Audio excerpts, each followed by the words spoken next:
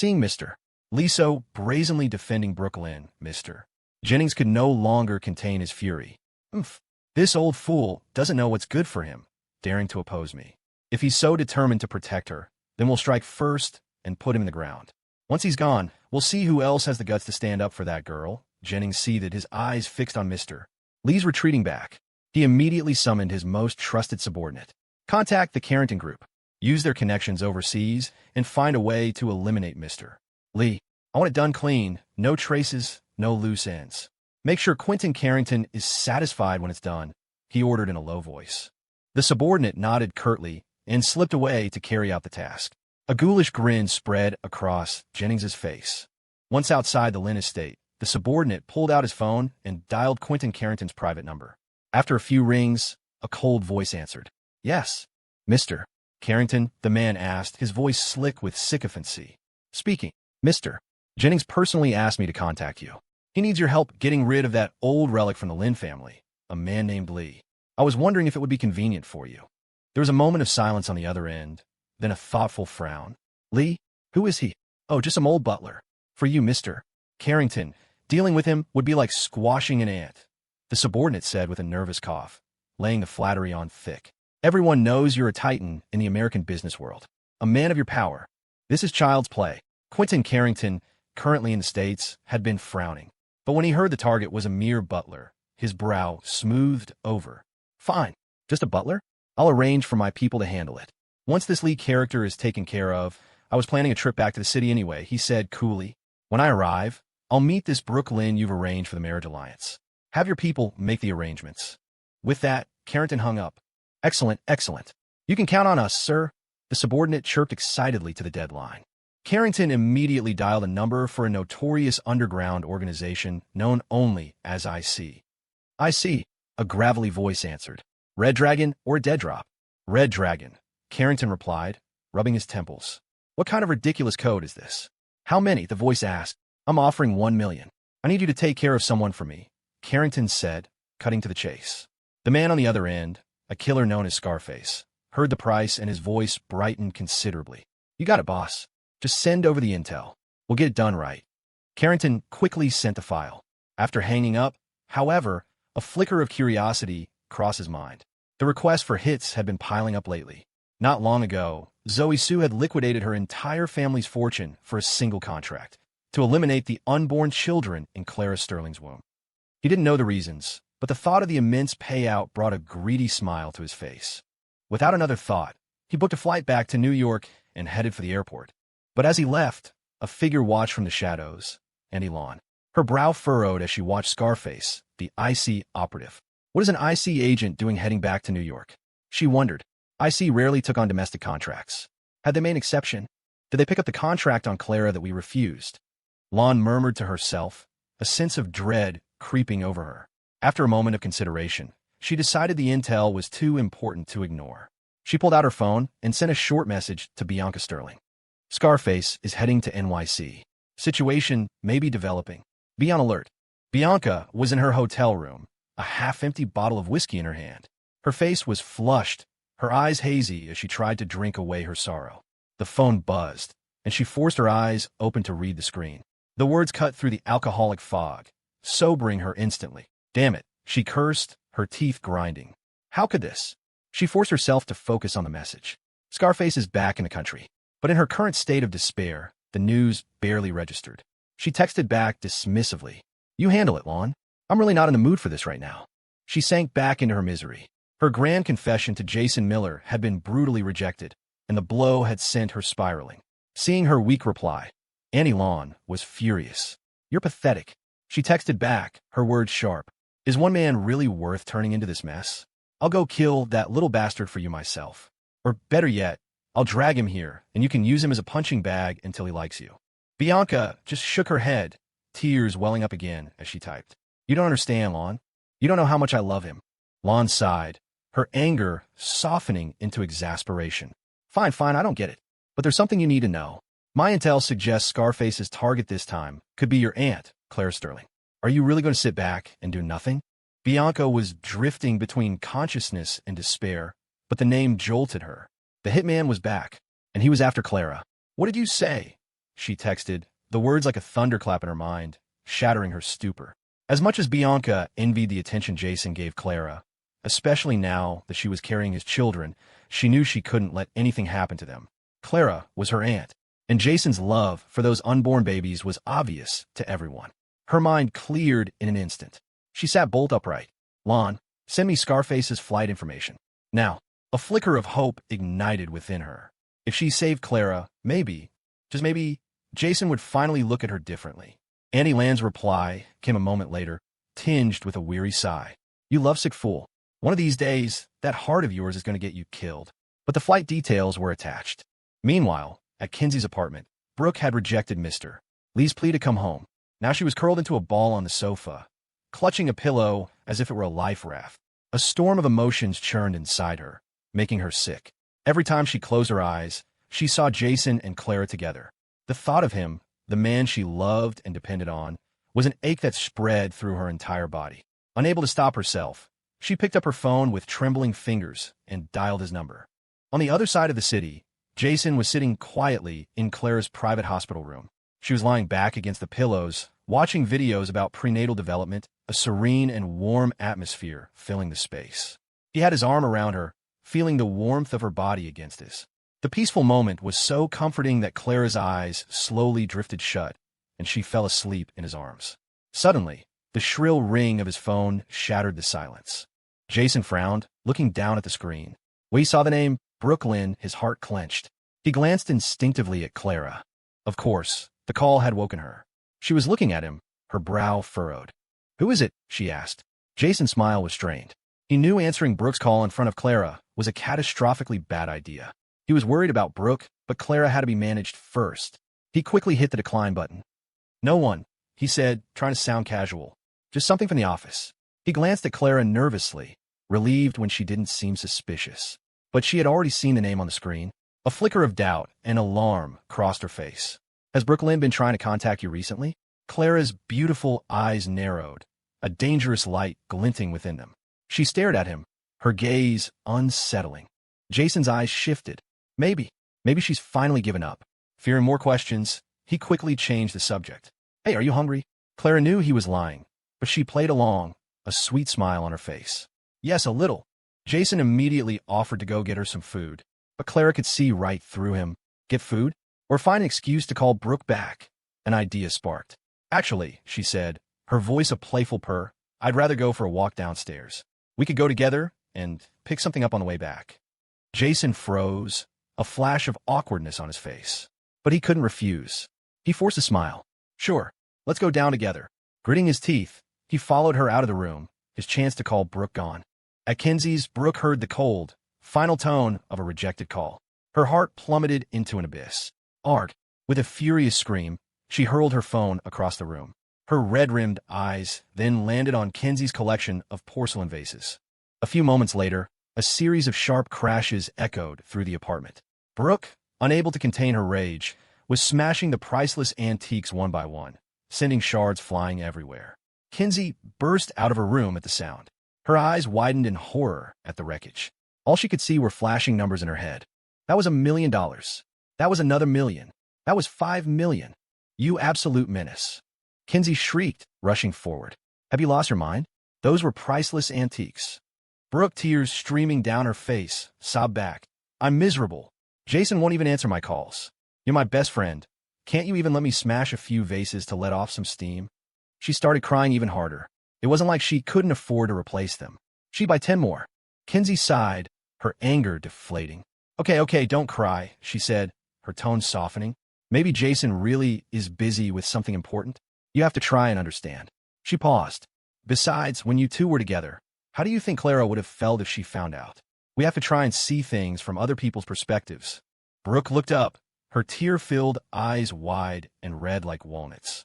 When Kinsey suggested Jason might just be busy, a flicker of hope cut through her despair. Really? She whispered, her voice trembling. Kinsey nodded emphatically. Of course. Brooke, you have to trust me. Seeing Brooke's lingering doubt, Kinsey added, Jason's so dedicated to his work. He's probably swamped with something critical right now. Brooke pouted, forcing back a new wave of tears. Okay, she mumbled. I'll wait a little longer. She slowly bent down and picked up the shattered pieces of her phone. The broken screen was a perfect reflection of her own heart. Like a wounded kitten, she curled up on the sofa, clutching the phone to her chest and burying her face in her arms, leaving only her mournful eyes to stare blankly into space. Kinsey sighed again. "Brooke, let me get you something to eat. You can't just starve yourself." But Brooke, lost in her own misery, stubbornly shook her head. "I'm not eating," she declared petulantly. "I don't need to wait for any news from Jason today." Meanwhile, a heavy-hearted Mr. Lee returned to his home. He was frustrated by Brooke's refusal to return, but the thought of her at Kinsey's, probably not having eaten all day, gnawed at him. He went into his kitchen and began preparing a simple, warming rice porridge. Half an hour later, the steaming pot was ready. He carefully poured the porridge into a thermal container. But as he prepared to leave, a strange feeling washed over him. He had just stepped out the door when he sensed it, a hidden gaze fixed on him from the shadows. The faint feeling of being watched made him frown. Was he just being paranoid? He scanned his surroundings again, but the feeling only grew stronger. "It seems they finally decided to make their move, Mr. Lee thought, taking a deep breath to calm his nerves. He knew his actions over the years had earned him the ire of the old guard at the company. This day was inevitable. He acted nonchalant, getting into his car and pulling out of his driveway. After driving a short distance, he checked his rearview mirror. A black sedan was tailing him. At that moment, he knew his chances were slim, but years of experience allowed him to remain calm. "Captain Davis? It's Lee," he said into his phone. "I'm on Gold Street. There's a car following me. Something's not right. I need backup fast." He hung up, gripping the steering wheel, his mind racing for a way to shake his pursuer. His face grim, he quickly typed a message to Brooke. "Miss Lynn, I'm in trouble. You must be careful. If I can no longer be by your side to protect you, you must remember, don't be reckless. Protect yourself." After sending the urgent message, he took another deep breath and his right hand slipped under his seat, closing around the grip of a handgun he'd kept hidden for years. He held the gun tightly by his side, his eyes locked on the rearview mirror. The car behind him was closing in fast, like a predator about to pounce. His heart hammered against his ribs, sweat beading on his forehead. But in that critical moment, a massive truck shot out from a side street, a bolt of lightning in the night. It happened too fast. Mr. Lee had no time to react, no time to even slam on the brakes. There was a deafening crunch of metal as the truck slammed into the side of his sedan. The immense force sent the smaller car flipping through the air before crashing down onto the roadside. Inside, Mr. Lee was thrown about like he was in a washing machine, his body slamming against the car's interior. A wave of excruciating pain washed over him, and he coughed up a spray of blood that painted the air in front of him red. The scene descended into chaos. Pedestrians screamed in horror. Broken glass, car parts, and spilled cargo littered the street. The truck that had caused the collision sped away without stopping, leaving only devastation in its wake. Mr. Lee lay on the ground, bleeding and weak. His vision blurred, and his consciousness began to fade. Back at the apartment, when Brooke received Mr. Lee's message, her heart seized. At first, she thought it was just another attempt to coax her home. But when she read the words, she froze. He said he was in danger, that he might not be able to protect her anymore. What was he talking about? The short message struck her like a hammer blow. She refused to believe it was real, thinking it was just a trick to make her go home. She immediately called his number. 1 ring, 2, 3. No answer. With each unanswered call, her heart beat faster, and a cold sweat broke out on her forehead. As the seconds ticked by, worry consumed her.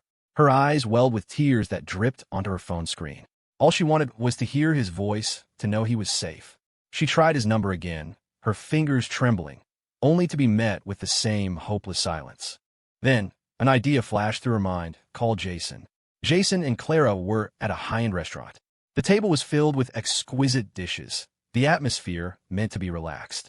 But when Jason's phone had rung the first time with Brooke's name, he frowned, not intending to answer with Clara right there. But Brooke was relentless.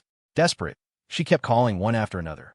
Finally, after several calls, Clara spoke, a hint of annoyance in her voice. "Why don't you just answer it? It might be something urgent." Hearing this, Jason hesitated, but finally picked up.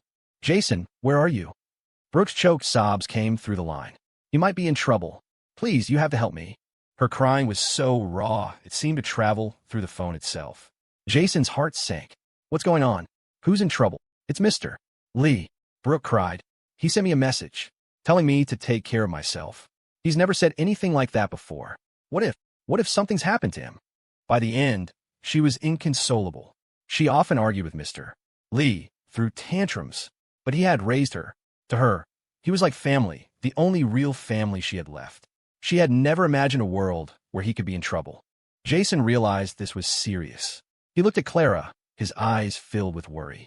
Clara, what do you think? Should we go help? Clara nodded without hesitation. I'll go with you. Jason's face was grim as he got behind the wheel, driving with a speed that pressed them both back into their seats. In the passenger seat, Clara gripped her seatbelt, her expression tense. As he drove, Jason used the car's Bluetooth to stay on the line with Brooke. Brooke, get a trace on Mr. Lee's phone now, he commanded. On the other end, Brooke's panic gave way to action. Give me Mr. Lee's current location, she yelled to her bodyguards. They scrambled to obey. Not long after, Jason's car screeched to a halt in front of Kenzie's building. He jumped out, opened the door for a waiting Brooke, and helped her into the back seat. The moment she got in, her eyes met Clara's, and a flicker of awkwardness crossed her face. But the urgency of the situation overshadowed everything. He's on Gold Street, she told Jason. Without another word, Jason stomped on the accelerator, and the car shot off toward Gold Street like an arrow released from a bow. At the crash site, Mr. Lee lay in a pool of his own blood, his body battered and broken. His consciousness was fading. In a dark corner nearby, Scarface watched, a sinister smile on his lips. He pulled a black handgun from his coat, the muzzle aimed squarely at the dying man. He was about to pull the trigger. There were no cameras here, and the chaos of the crash had sent everyone scattering. No one would notice a single gunshot. But in that split second, a car screeched to a halt nearby. The door flew open. Bianca Sterling. Her eyes immediately found Scarface hiding in the shadows, and the critically injured Mr. Lee. She didn't care about Lee, but the thought that this hitman might be connected to her aunt's case was enough. Without hesitation, she drew a throwing dart from her waist. With a flick of her wrist, it flew through the air like a shooting star. There was a dull thud. The dart embedded itself perfectly in the back of Scarface's gun hand. Ark! He screamed in pain, the gun clattering to the ground. Bianca! You bitch! What the hell are you doing meddling in my business? He roared, glaring at the woman who had just ruined his hit. He and Bianca were from the same world, but different organizations. They'd crossed paths on jobs before and knew each other by reputation. They were rivals, but they usually stayed out of each other's way. He had no idea why she was suddenly interfering. Bianca stepped forward, positioning herself defensively in front of the unconscious Mr. Lee. Today, she said, her voice steely, I'm making it my business. Scarface's expression turned ugly. He knew he was no match for Bianca in a straight fight, but his pride stung. Oomph. The old man is half dead already. Let's see how long your little hero act lasts, he snarled.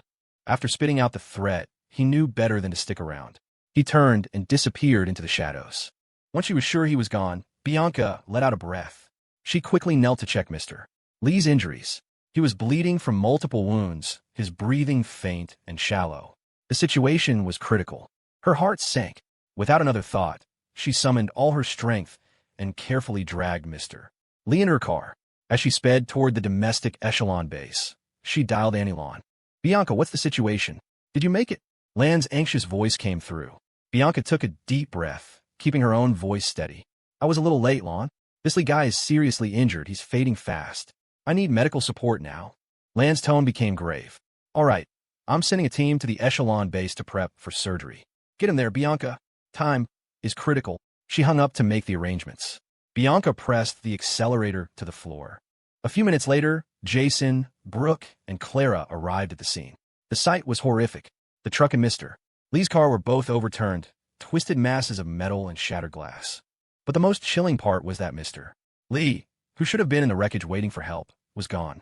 The driver of the truck had vanished, leaving only a scene of carnage. Brooke's gaze fell upon the pools of blood in the demolished car, and her breath caught in her throat. Without thinking, she threw open the car door and ran, frantically calling Mr. Lee's name, her voice echoing in the empty street. There was no answer. Tears streamed down her face. She turned to Jason, her expression a mask of despair. Jason, is Mr. Lee, is he gone? Jason's brow was furrowed. He and Clara carefully stepped into the wreckage, their eyes scanning every detail. There were bloodstains everywhere, but strangely, no sign of Mr. Lee, not even a body. They exchanged a puzzled look. Could he have survived? But the sheer destruction told a different story. Who would be ruthless enough to target a butler? And the professionalism of the hit was undeniable. Beside them, Brooke was sobbing uncontrollably. Jason gently placed a hand on her shoulder. "Brooke, don't cry yet," he said softly. "There's no body. That doesn't mean he's dead. Maybe the killer took him. There's still a chance. We can't give up hope." His words seemed to cut through her grief. She looked up, the tears momentarily stopping, a flicker of murderous rage in her eyes. She knew crying wouldn't solve anything. "Okay," she whispered, taking a deep breath. "Damn them." She turned to her bodyguards. "Find out what happened here," she commanded, her voice sharp. "I don't care what it takes. Find a bastard who did this." "Yes, miss," they replied in unison, immediately fanning out to search for clues. A few minutes later, Captain Davis and a team of NYPD officers arrived. Jason and Clara were waiting. Clara, pregnant and stressed, looked even paler than usual. Brooke stood staring at the crash site, her expression numb and distant. After a thorough examination of the scene, Captain Davis spoke, his face grim. "From what we can see, this was no accident. It was deliberate." He paused. "Based on the amount of blood, we can't determine Mr. Lee's condition. But rest assured, we'll do everything we can to get to the bottom of this." "Thank you, Captain," Jason said, nodding. He turned to Clara. "Honey, you look exhausted. Let me take you back to the hospital to rest. The captain and his team will handle things here. Captain, please notify us as soon as you have any news." As Jason gently guided Clara away, he glanced back at the dazed Brooke. He sighed, pulling out his phone to call Sprite. "Sprite? I need your help," he said in a low voice, his eyes still on Brooke. "I need you to check every surveillance camera in this area. Find anything you can." After hanging up, he walked over to Brooke. "Don't wear yourself out," he said gently. "We'll find out what happened. I'm taking Clara back, but as soon as I hear anything from the captain or Sprite, I'll come back for you. You should go home and rest." But Brooke, still silent, suddenly spoke. "No, I'm staying here. I have to find him myself, no matter the cost." Her tone was absolute. "Qui on sight. Brooke, don't be so hard on yourself. Mr. Lee is a tough man. I'm sure he'll be okay." He said no more and led Clara back to their car. As they walked past the overturned truck, which was now emitting black smoke, Clara's eye caught something glinting on the ground, a dart stained with blood. The sight sent a jolt through her. She instantly recognized it. She had seen one just like it at Bianca's apartment. The crash, which seemed like a simple hit, was far more complex. It was a professional job. A chill ran down her spine. She didn't know her niece Bianca well, only that she had shadowy connections to the organization echelon. A terrible thought surfaced. Could Bianca be behind this? Acting on instinct, she quickly bent down, scooped up the bloody dart, and clenched it in her fist. Composing herself, she walked calmly to the car where Jason was waiting. Once inside, she discreetly slipped the dart into her coat pocket. As Jason drove, his face was a dark mask. The day's events left him with a deep sense of unease. Mr. Lee was just a butler. Who would go to such lengths to have him killed? There had to be a secret hidden beneath the surface. "Honey, have you noticed anything suspicious lately? Anyone acting strange?" he asked, glancing at Clara. Clara clutched the dart hidden in her pocket. "No, nothing," she lied, her mind racing. She had to find a chance to call Bianca and demand an explanation. Jason noticed her pale face and felt a pang of guilt. "I'm sorry, what am I thinking? You're pregnant. You shouldn't be worrying about this. Just rest, okay?" He pulled up to the hospital and carefully helped her out of the car, escorting her all the way to her room. Strangely, Clara, who usually begged him to stay, was quiet. Just then his phone rang. It was Sprite. He hesitated, then turned to Clara. "Honey, I have to take care of something. I won't be long. You get some rest." He tucked the blanket around her and walked out of the room, answering the call. "Jason, I've got something on that investigation you wanted." Sprite's voice came through, sharp and urgent. There was hardly any usable footage near the crash site. Most of the cameras were disabled, but I managed to pull a partial shot of the killer's face from one of them.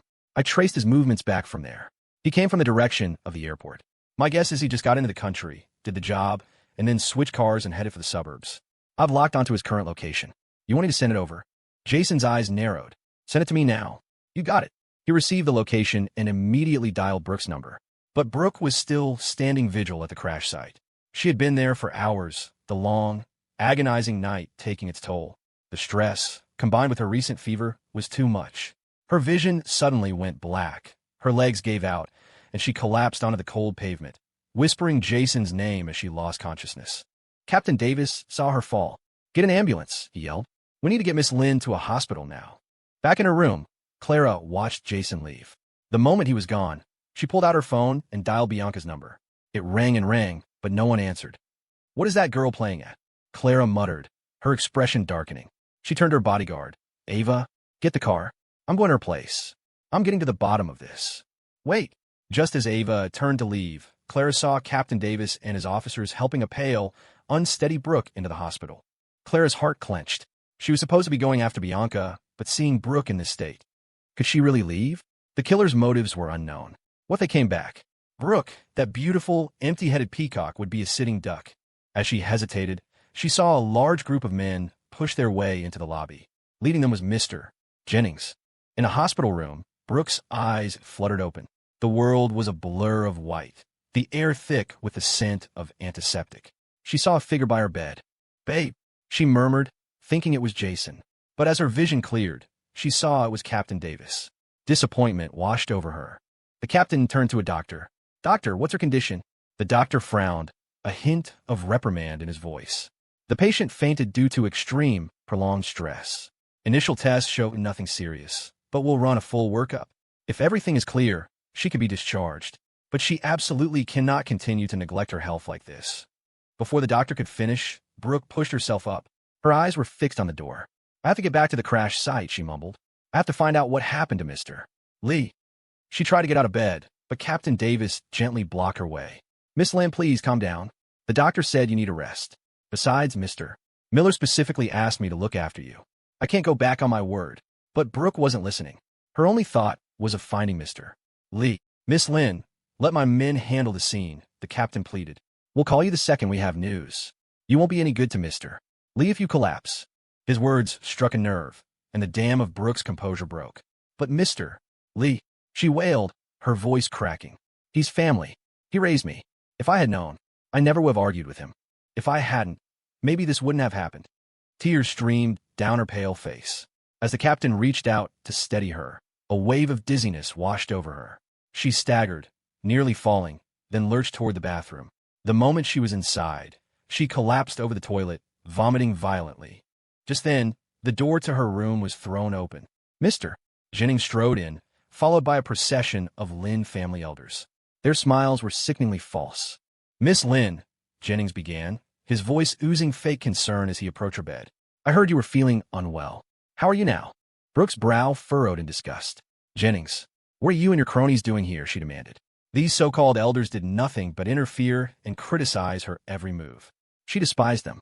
Jennings's smile didn't falter. Now, Miss Lynn, no need for anger. We came to visit you, of course. We heard about the tragic accident that took Mr. Lee. You have our deepest sympathies. Please, take care of yourself. Mr. Lee wouldn't be able to rest in peace knowing you were so distraught. He even managed a theatrical sigh. The other elders chimed in. Yes, you must be strong, Miss Lynn. Don't let grief harm your health. Brooke listened to their empty platitudes, and something inside her snapped. What nonsense are you spewing? She screamed, her voice shaking with rage. Nothing has happened to Mr. Lee. I'm warning you. Get out of here before you cause any more trouble. Her fury was a physical force in the room, but Jennings remained unfazed.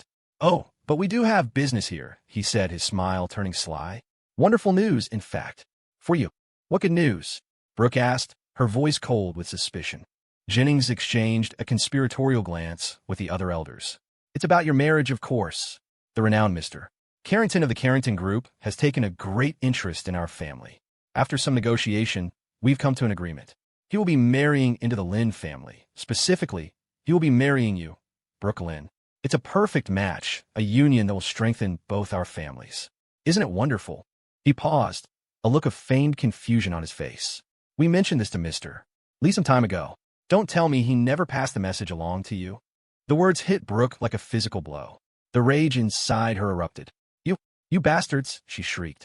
She grabbed the nearest object, a vase from the hospital nightstand, and hurled it at them. You monsters! I would rather die than marry that man. You'll never control me. The elders dodged the flying objects, their fake smiles still plastered on their faces.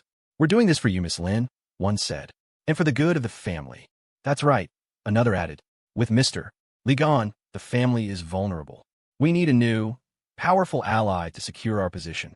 They all shared a cold, triumphant look. Another spoke, his voice dripping with condescension. I don't see what you have to complain about. Mr. Carrington is a giant in the international business world. Marrying him is a step up for you. an opportunity most women would kill for. Brooke's anger was so intense it felt like a physical fire. The irony was suffocating. She looked at Jennings and let out a cold, self-mocking laugh. Wonderful. Ha ha ha ha. Jennings, you've been living like a parasite on the Lynn family for years. And now you have the gall to try and sell me off like cattle? You're pathetic. I'm telling you now, give up. I will die before I marry some. Carrington, if you push me, we'll all go down together. A wild, murderous light flared in her eyes.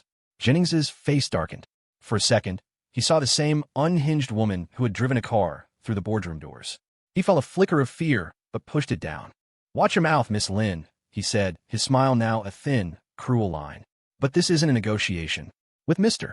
Lee out of the picture, your marriage to Mr. Carrington is your duty. It's not a matter of if you want to. It's a matter of when. Brooke's jaw tightened. In that instant, she saw through his entire scheme. It all clicked into place. She stared at him, her voice low and dangerous. Jennings, tell me, Mr. Lee's accident. Was it your doing? The atmosphere grew thick with tension. Why else would they be so desperate to marry her off the moment he was gone? It had to be their work. Jennings's lips curled into a sly smile. My dear Miss Lynn, I have no idea what you're talking about. But this wedding, well, whether you like it or not, it's happening. His words were a blatant provocation. Brooke's eyes blazed. You wish, she hissed through gritted teeth. Jennings was done playing games. He turned to his men. Take her home. Get her cleaned up and dressed. She's meeting Mr. Carrington tonight. His men moved forward. Captain Davis, who had been standing by, finally intervened. What do you think you're doing? He shouted, blocking their path. She said she doesn't want to go. This is kidnapping. Jennings sneered. Captain, don't misunderstand. Brooke is a member of the Lynn family. We're simply taking her home for a family dinner. I don't believe that falls under your jurisdiction. His tone was a veiled threat. Davis knew he was outmatched. He gritted his teeth and stepped back. As Jennings's men reached for Brooke, she exploded. With a guttural cry, she grabbed a fruit knife from a tray by the bed and plunged it into the stomach of the man closest to her. Blood sprayed everywhere. The man screamed, his grip on her slackening. The room descended into chaos. People shrieked and scrambled backward. But Brooke was lost to reason, her bloodshot eyes fixed on Jennings. You die, she screamed, lunging at him with the bloody knife. Her hair was a wild mess, her skin unnaturally pale. Her beautiful face was twisted into a mask of insane fury. She was terrifyingly, tragically beautiful. Jennings and the others scattered in panic. But he wasn't fast enough. The knife sank into his abdomen. As he grunted in pain, blood blossomed on his shirt. Brooke stood over him, the bloody knife trembling in her hand, her eyes wild. I warned you, she whispered. I warned you not to push me. I will never marry anyone. Why couldn't you just listen? The onlookers stared in horror. She's insane, someone yelled. She's completely lost it. Her bipolar disorder must be back. The demon inside Brooke, suppressed for so long, had been unleashed. The sweet, playful girl Jason knew was gone, replaced by this vengeful fury. If you insist on pushing me, she snarled, then we'll all die together. Jennings clutched his bleeding stomach, his face ashen, but his eyes were still spitting venom. She's lost her mind, he gasped. He turned to his cowering men. What are you waiting for? Tie her up and take her back to the estate. But his men were frozen, their eyes glued to the gleaming, bloody knife in Brooke's hand. Everyone knew the Lynn family heiress was a lunatic. Getting involved with her was asking for trouble. Don't forget who she is, Jennings roared, his face contorting in a grimace of pain and rage. She's a Lynn. We have every right to take her. If any of you defy my order today, you can forget about working in this city ever again. The threat hit home. One of the bodyguards reluctantly stepped forward. Miss Lynn, our apologies. He began, reaching for her. In that instant, a cold voice sliced through the tension. Take your hands off her. The voice was so chilling it made everyone flinch and turn. Clara Sterling emerged from the shadows, an aura of ice emanating from her. Her sharp eyes swept over the room before she spoke again, her words dripping with disdain. This is a hospital. Who gave you dogs permission to bark in here? Clara, who had been watching the whole sordid affair unfold, could no longer remain silent. These sanctimonious vultures. If she hadn't been here, they would have dragged Brooke away without a second thought. As much as she and Brooke were at odds, this was something she could not tolerate. Well, what favorable wind blew you in here? Jennings croaked, his face instantly morphing into a sycophantic grin as he saw it was Clara. Clara's beautiful face was a frozen mask. What is all this noise? She demanded, her voice like cracking ice. This is a hospital. Her presence alone was a crushing weight. Brooke, still held by one of the men, stared at Clara, her eyes red and wild. Seeing her like that fueled Clara's fury. She took a step forward. And you dare to lay a hand on her? Let her go. Now. Jennings forced a greasy smile. Miss Sterling, please don't be angry. We're leaving right now. I know you and Miss Lynn don't get along, so we'll just take her off your hands. We're arranging a marriage for her. You and your husband won't have to worry about her bothering you anymore. Clara's face went dark. What utter nonsense, she snapped. Her marriage has nothing to do with me. And more importantly, did you bother to ask for her consent? She turned her sharp gaze to Brooke. Brooke, this marriage alliance, do you know about it? Do you agree to go with them? Brooke, looking at the one person she never expected help from, shook her head fiercely. I would die before I agree to this farce. My heart will always belong to Jason. Clara's lip twitched in annoyance at the mention of Jason, but she turned back to Jennings, her voice hardening. You heard her, Jennings. She's not willing, so I suggest you get out. Now. Jennings, his pride wounded, bristled. This is a private matter of the Lynn family. I don't believe you have any right to interfere, Miss Sterling. Clara didn't even glance at him. She stepped forward, placing herself directly in front of Brooke, shielding her. She tilted her chin up, her voice ringing with authority. Today, I'm making it my business. At her signal, Ava and a team of Sterling bodyguards moved forward, surrounding Jennings and his men. The air crackled with tension. I've been calling you, mister. Jennings, out of courtesy, Clara said, her eyes glinting with a murderous light. Don't start thinking you're actually important. You have 3 seconds. Get out or stay here. Permanently. Jennings knew he was beaten. He gritted his teeth and spat a final threat. Fine, Miss Lynn. We'll meet again. If the marriage doesn't happen today, there's always tomorrow. We have plenty of time for you to come to your senses.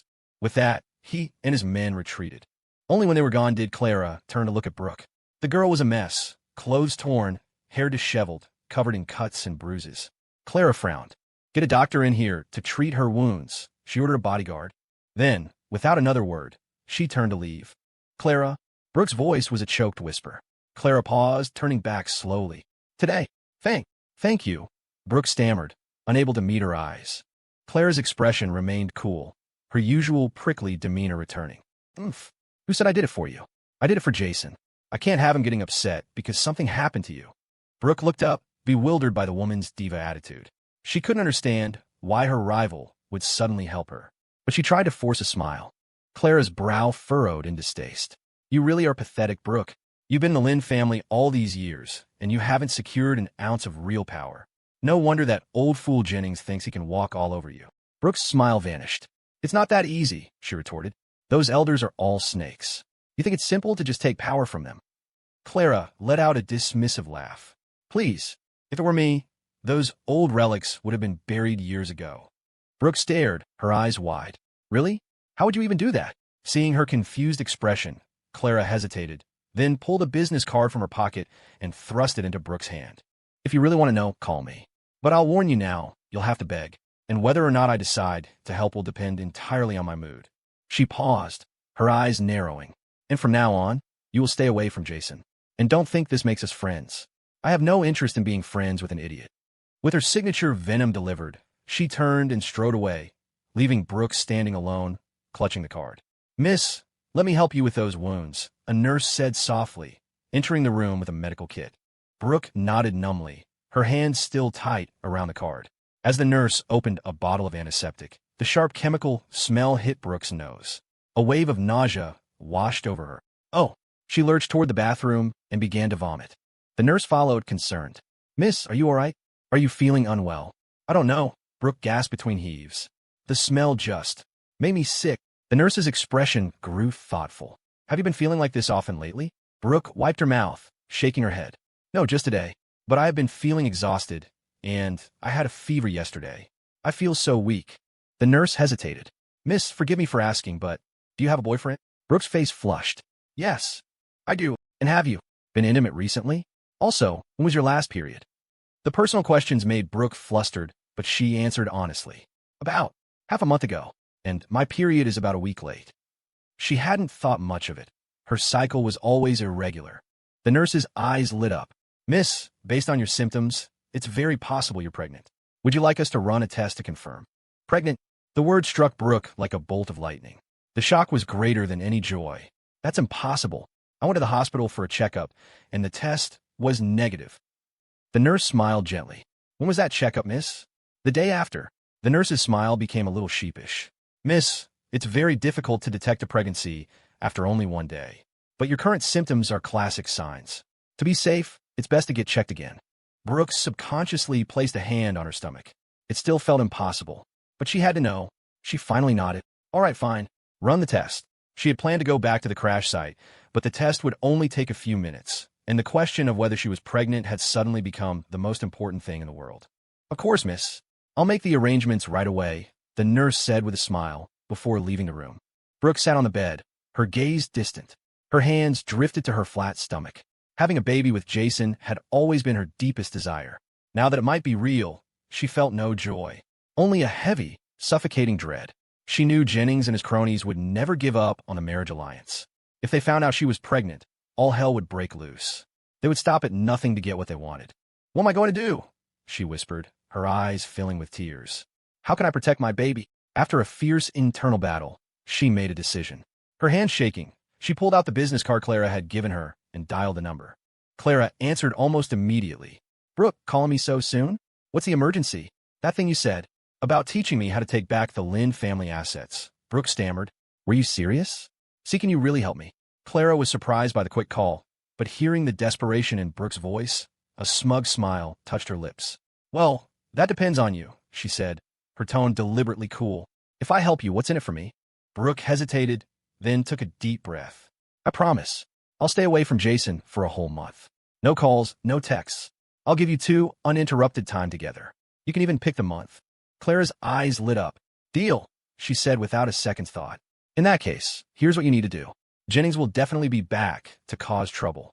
When he does, you will follow my instructions to the letter. Do not, under any circumstances, act on your own. Understand? Brooke nodded numbly. Just then, the nurse rushed back into the room, a report clutched in her hand, a wide grin on her face. Congratulations, Miss Lynn, she exclaimed. The test confirms it. You're 1 week pregnant. Oh, really? Brooke stared at the piece of paper, the words blurring through her tears. The news hit her like a physical shock, leaving her stunned. A moment later, an overwhelming wave of joy and disbelief washed over her. She clutched the report as if it were the most precious treasure in the world. She was having Jason's baby. She was really having his baby. She would never have to be jealous of Clara again. She would never have to worry about Jason leaving her. Thank you. Thank you so much, she sobbed, grabbing the nurse's hand. You're very welcome, miss, the nurse replied, taken aback by her intense reaction. But before the moment could sink in, the door swung open. Jennings and his men were back. Well, Miss Lynn, what do we have here? He sneered, his eyes locking onto the paper in her hand. Brooke's heart leaped in her throat. She quickly wiped her tears and hid the report behind her back. What do you want now? She demanded, her voice trembling. Jennings chuckled, a sound that made her skin crawl. Clara Sterling made things difficult for us before. But she isn't here now, is she? So I suggest you come with us quietly. Oomph. In your dreams. Brooke shot back. Jennings's face darkened. Don't push your luck, you little brat. I've been patient enough. Brooke knew she had to protect her baby at all costs. She couldn't let them find out. Her only option was to play along for now. Fine, she said, forcing a tone of reluctant compliance. I'll go with you. As she stood up, she discreetly pulled out her phone. While the men weren't looking, she quickly typed out a single message and sent it to both Clara and Jason. Then, taking a deep breath, she followed Jennings out of the room. At that same moment, both Jason's and Clara's phones lit up. A message from Brooke. 3 letters. SOS. Jason was speeding toward Bianca's location. He saw the message and slammed on the brakes. Clara, still at the hospital, saw it too. Her face paled. She spun around her bodyguard. Brooke was just getting her wounds treated. Where is she? The bodyguard looked flustered. I don't know, ma'am. We thought since you and Miss Lynn weren't on good terms, we shouldn't. What do you mean, not on good terms? Clara snapped. This is a matter of life and death. Find her. Use every resource we have. Could Jennings have come back? A cold rage settled over her. They're dead. She stormed out of her room and down the hall to Brooke's. The room was empty except for a nurse preparing medication. The patient who was in here, Clara demanded. Where did she go? The nurse jumped, nearly dropping a vial. I don't know. She was gone when I came in. Clara looked down at the SOS on her phone screen. She was certain now. Jennings had taken her. How am I going to explain this to Jason? She thought, a knot of dread forming in her stomach. He would be furious. She turned to her lead bodyguard. Ava, put the entire city on lockdown. I want every man we have out there looking for Brooklyn. And find that bastard Jennings. Bring him to me. Jason, meanwhile, was frantically trying to call Brooke, but the line was dead. A sick feeling twisted in his gut. He dialed Clara. She answered on the first ring. Jason. Her voice was tight with tension. Clara, Brooke just sent me an SOS. What the hell is going on? Did you see her? Clara took a shaky breath. I don't know exactly. I went back to my room for a minute, and when I got her message and came back, she was gone. She quickly explained about Jennings's earlier visit and the forced marriage proposal. I stopped them, but I think they must have come back for her. Who is this Jennings? Jason demanded. He's a major shareholder in the Lynn Group, Clara explained, her voice dripping with disgust. A snake who's been embezzling from the company for years, just waiting for a chance to seize control. I know they're kind, Clara continued. This so-called marriage is just a trap to get control of Brooke and, through her, the entire Lynn fortune. I had to intervene. She trailed off, but I never thought. Jason's face was grim. It sounds like Jennings came back to finish the job, he said, his voice hard. I can't just stand by. We need to find her last known location from her phone's GPS. Honey, you stay at the hospital and rest. I'll handle this. No, Clara said firmly. I'm not waiting here. I'm going with you. Jason hesitated, then relented. All right, wait for me at the hospital. I'm on my way. He hung up and turned to Sprite, who was in the passenger seat. Sprite, put every asset we have on finding Brooklyn, and I need a trace on her phone's last ping. Now, he was about to turn the car around and head for the hospital when his phone rang again. It was Bianca. A wave of relief washed over him. He'd been starting to suspect she was involved, but her calling him now was a good sign. He answered immediately. Bianca, I've been trying to reach you. Have you seen Mr. Lee? Jason, that's what I was calling about, she said, her voice strained. Mr. Lee is with me, but he's in bad shape. I saw the crash. It was that hitman, the one with the scar. He caused it deliberately. I managed to get Mr. Lee out, but he's lost a lot of blood. He's in surgery now, but the doctors say it's critical. I was so scared. I brought him straight here. The knot of tension in Jason's chest eased slightly. Thank you, Bianca, he said, his voice filled with gratitude. You saved his life. How is he now? They're still working on him. Jason, can you come? I'm really worried. Jason hesitated. He couldn't tell her about Brooke. Bianca, I'm sorry. I'm tied up with something urgent right now. Keep me updated, and I'll be there as soon as I can. Okay, she said, with disappointment evident. Just be safe. He hung up and gunned the engine, speeding toward the hospital. Meanwhile, Brooke was blindfolded and shoved into the back of a black sedan. A bodyguard gruffly demanded her phone, and after a moment of resistance, she handed it over. They drove for what felt like hours, finally stopping in front of a secluded villa deep in the suburbs. They ripped the blindfold off. The place was desolate, the villa standing alone in a barren landscape. A chill went through her. Don't be afraid, Miss Lynn, Jennings said with a sickening smile. I'm taking you to meet Mr. Carrington. Behave yourself, and if you manage to please him, it will be your great fortune. Brooke sneered. Fortune? Please. A fortune like that is a curse. You can have it. She stood tall, her eyes flashing. And don't think for a second, I don't know what you're planning. I'm not some scared little girl. The one who should be afraid is your Mr. Carrington. Jennings's face darkened. You ungrateful brat. Take her inside. Get her cleaned up for the makeup artists. Mr. Carrington will be here in half an hour. His men moved to grab her, but she shook them off. Don't bother. I have my own 2 feet. She strode into the villa with a defiant air. Inside, a line of servants and makeup artists were waiting. Miss Lynn, we've been expecting you, they chorused, bowing. The lead makeup artist stepped forward. Miss Lynn, we must hurry. Mr. Carrington will be here soon. But don't you worry, you have a beautiful canvas to work with, and I'm the best in the city. I'll have you looking perfect in no time. Brooke ignored her, her eyes scanning the ridiculously romantic decor. Pink satin, roses, crystal chandeliers. It was all designed to be charming, but it only made her feel disgusted. She plopped down on a sofa, crossing her arms. I'm not wearing any makeup, she declared. You just said I was a natural beauty. So why would I need it? As if I'd get dolled up for that pig. The makeup artist looked panicked. Miss Lynn, please don't make this difficult for us. We're only following orders. But Brooke simply lay down on the sofa. I'm tired. I'm going to take a nap. Do not disturb me. The staff pleaded with her. Miss Lynn, if Mr. Jennings comes back and sees you like this, he'll be furious. He'll force you. The mention of Jennings made her sit up. There was a glimmer of fear in her eyes. After a moment, she relented. Fine, I'll do the makeup, but on 2 conditions. 1, I do it myself, and 2, I pick out my own dress. The artists exchanged worried glances, but they were desperate. All right, Miss Lynn, as you wish. Just please be quick. A mischievous glint appeared in Brooke's eyes. Don't you worry, she said with a grin. I'll be done in 10 minutes, tops. Before they could react, she darted into the makeup room and slammed the door, locking it behind her. The staff stared at the closed door, dumbfounded. They rushed to knock, their voices frantic. Miss Lynn, please open the door. We're running out of time. Inside, Brooke ignored them, frantically searching for an exit. But the room was a seal box. Her frustration mounted. Then, her eyes fell on a bottle of foundation on the vanity. It was a deep dark brown. An idea sparked. If she couldn't escape, she would create a disaster. She grabbed the bottle and began to smear it all over her face. Within minutes, her face was transformed.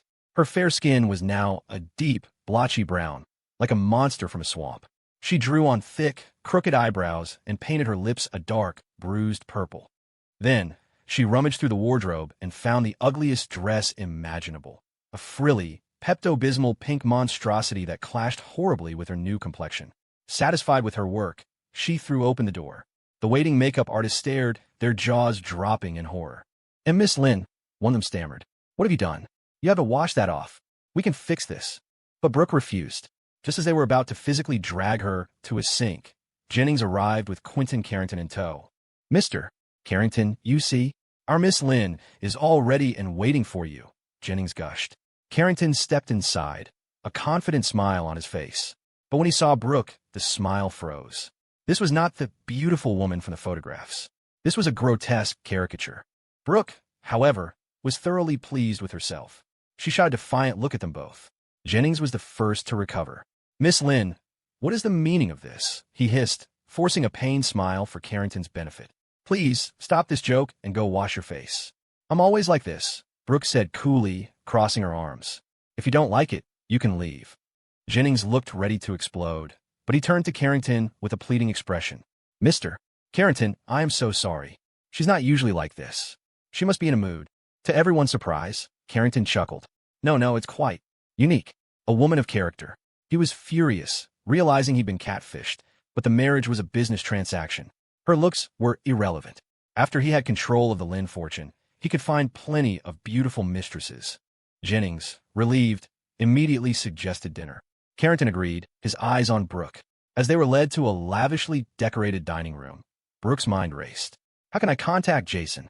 Her eyes landed on the phone in Carrington's hand. Once they were seated and Jennings had made a hasty exit, Carrington spoke. Miss Lynn, you have a very distinct presence. Shall we have some wine? Brooke ignored the pleasantries. Can I borrow your phone? Carrington was taken aback. May I ask why? Just give it to me. Slightly cowed, he handed it over. Her fingers flew across the screen as she sent her location to Jason. Jason, are you there? He replied almost instantly. Brooke, where are you? She sent the pin. I'm here. You have to come quick. Jennings brought me here. He took my phone. He's trying to marry me off to this Carrington pig. It's complicated, just get here. After sending the message, she handed the phone back to Carrington. I'm tired. I want to sleep. Please leave. Carrington's patience finally snapped. Miss Lynn, I flew across the country for this. We are to be husband and wife. A little courtesy would not be out of line. I'm telling you the truth, Brooke said flatly. I have no intention of marrying you. I love someone else. I was brought here against my will.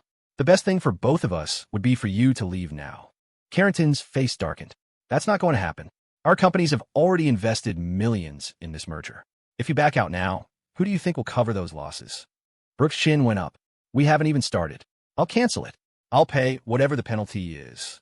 A cruel smile spread across Carrington's face. Oh, I'm glad you mentioned that. The contract, which Mr. Jennings signed on your family's behalf, states that if the Lynn family defaults, you forfeit all of your personal shares in the company as compensation. What? Brooke was stunned. Her shares were essentially control of the entire company. That's extortion. That contract has nothing to do with me. Doesn't it? Carrington sneered. You've enjoyed the privileges of being a Lynn your whole life. But that name is just an empty shell now. You're nothing but a tool, bred for a profitable marriage. He poured himself a glass of wine and sauntered over to her, his eyes roaming over her body. So you have two choices, Miss Lynn. Pay the penalty, which will bankrupt you. Or, you marry me. He reached out a greasy hand to touch her face. Brooke's eyes were blazing. "Did I say you could touch me?" she hissed. Before he could react, she snatched a fork from the table and plunged it straight through the back of his outstretched hand. The fork pinned his hand to the table. Blood gushed from the wound, and Quinton Carrington let out a blood-curdling scream that echoed through the villa. At that moment, Jason's car screeched to a halt outside. He slammed the phone into his pocket, his face a mask of cold fury. "What is it?" Clara asked, her voice tight with anxiety. "I found her," Jason said grimly.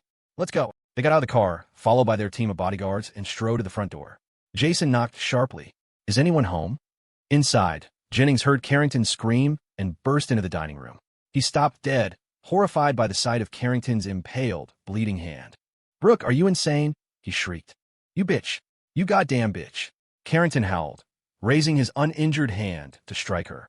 But before his hand could connect, Brooke wrenched the fork free and pressed the tines to her own throat. "Touch me, and I'll kill myself," she screamed, her eyes wild. "I am Brooke Lynn, the last of my family's bloodline. If I die here tonight, this whole scandal will destroy you both. You'll get nothing." The sheer ferocity in her voice froze them in their tracks. Jennings knew she wasn't bluffing. Carrington, clutching his bleeding hand, could only curse at her. "You're a lunatic, a complete psycho." He stormed out of the room, followed by Jennings, who was desperately trying to placate him. "Mr. Carrington, please let my men see to your wound. I'll handle this, I promise." After Carrington was led away, Jennings turned back to Brooke, his face contorted with rage. "You cruel, heartless girl. Did you really think this would stop me?" A chilling premonition washed over Brooke. She knew this was far from over. "Tie her up," Jennings roared to his men. "Forget the wedding. Take her to Mr. Carrington's room tonight." "You wouldn't dare." Brooke shrieked, but they were already on her. Someone wrenched the fork from her hand, and the bodyguards swarmed her, pinning her arms. She struggled, but it was useless. "Just cooperate, miss," Jennings sneered. "It will be less painful for you." He gestured for one of the larger men to gag her. Just then, they all heard the sound of knocking from the front door. Jason's voice drifted in. Hope surged through Brooke. "Jason, I'm in here," she screamed. "Help me." Jennings's men clapped a hand over her mouth, but it was too late. Jason had heard her. A split second later, the front door exploded off its hinges. Jason stormed in and took in the scene at a glance. Brooke, struggling against a group of thugs. The moment her eyes met his, tears streamed down her face. A murderous rage, cold and absolute, washed over Jason. "What are you doing?" He roared, his voice like thunder. "Let her go." Jennings, though startled, tried to bluff his way out. "This is a Lynn family matter. I don't believe you have any right to interfere, Mr. Miller." He even had the audacity to add, "Miss Lynn and Mr. Carrington have willingly agreed to a marriage alliance. You would do well to stay out of it."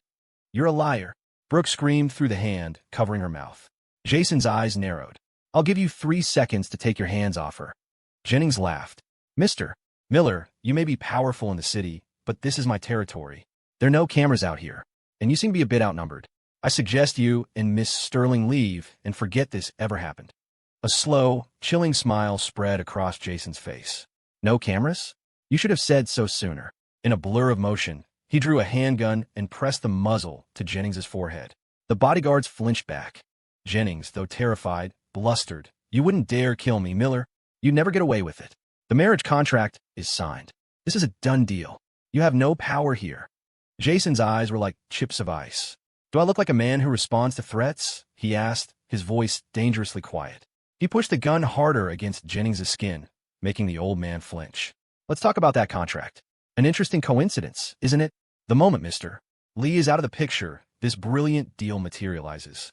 The color began to drain from Jennings's face. "I have a hitman in custody," Jason continued, his voice a low, chilling whisper. "An IC operative.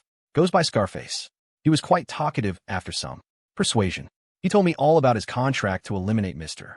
Lee, and he told me who hired him." He let the words hang in the air. Jennings was trembling now.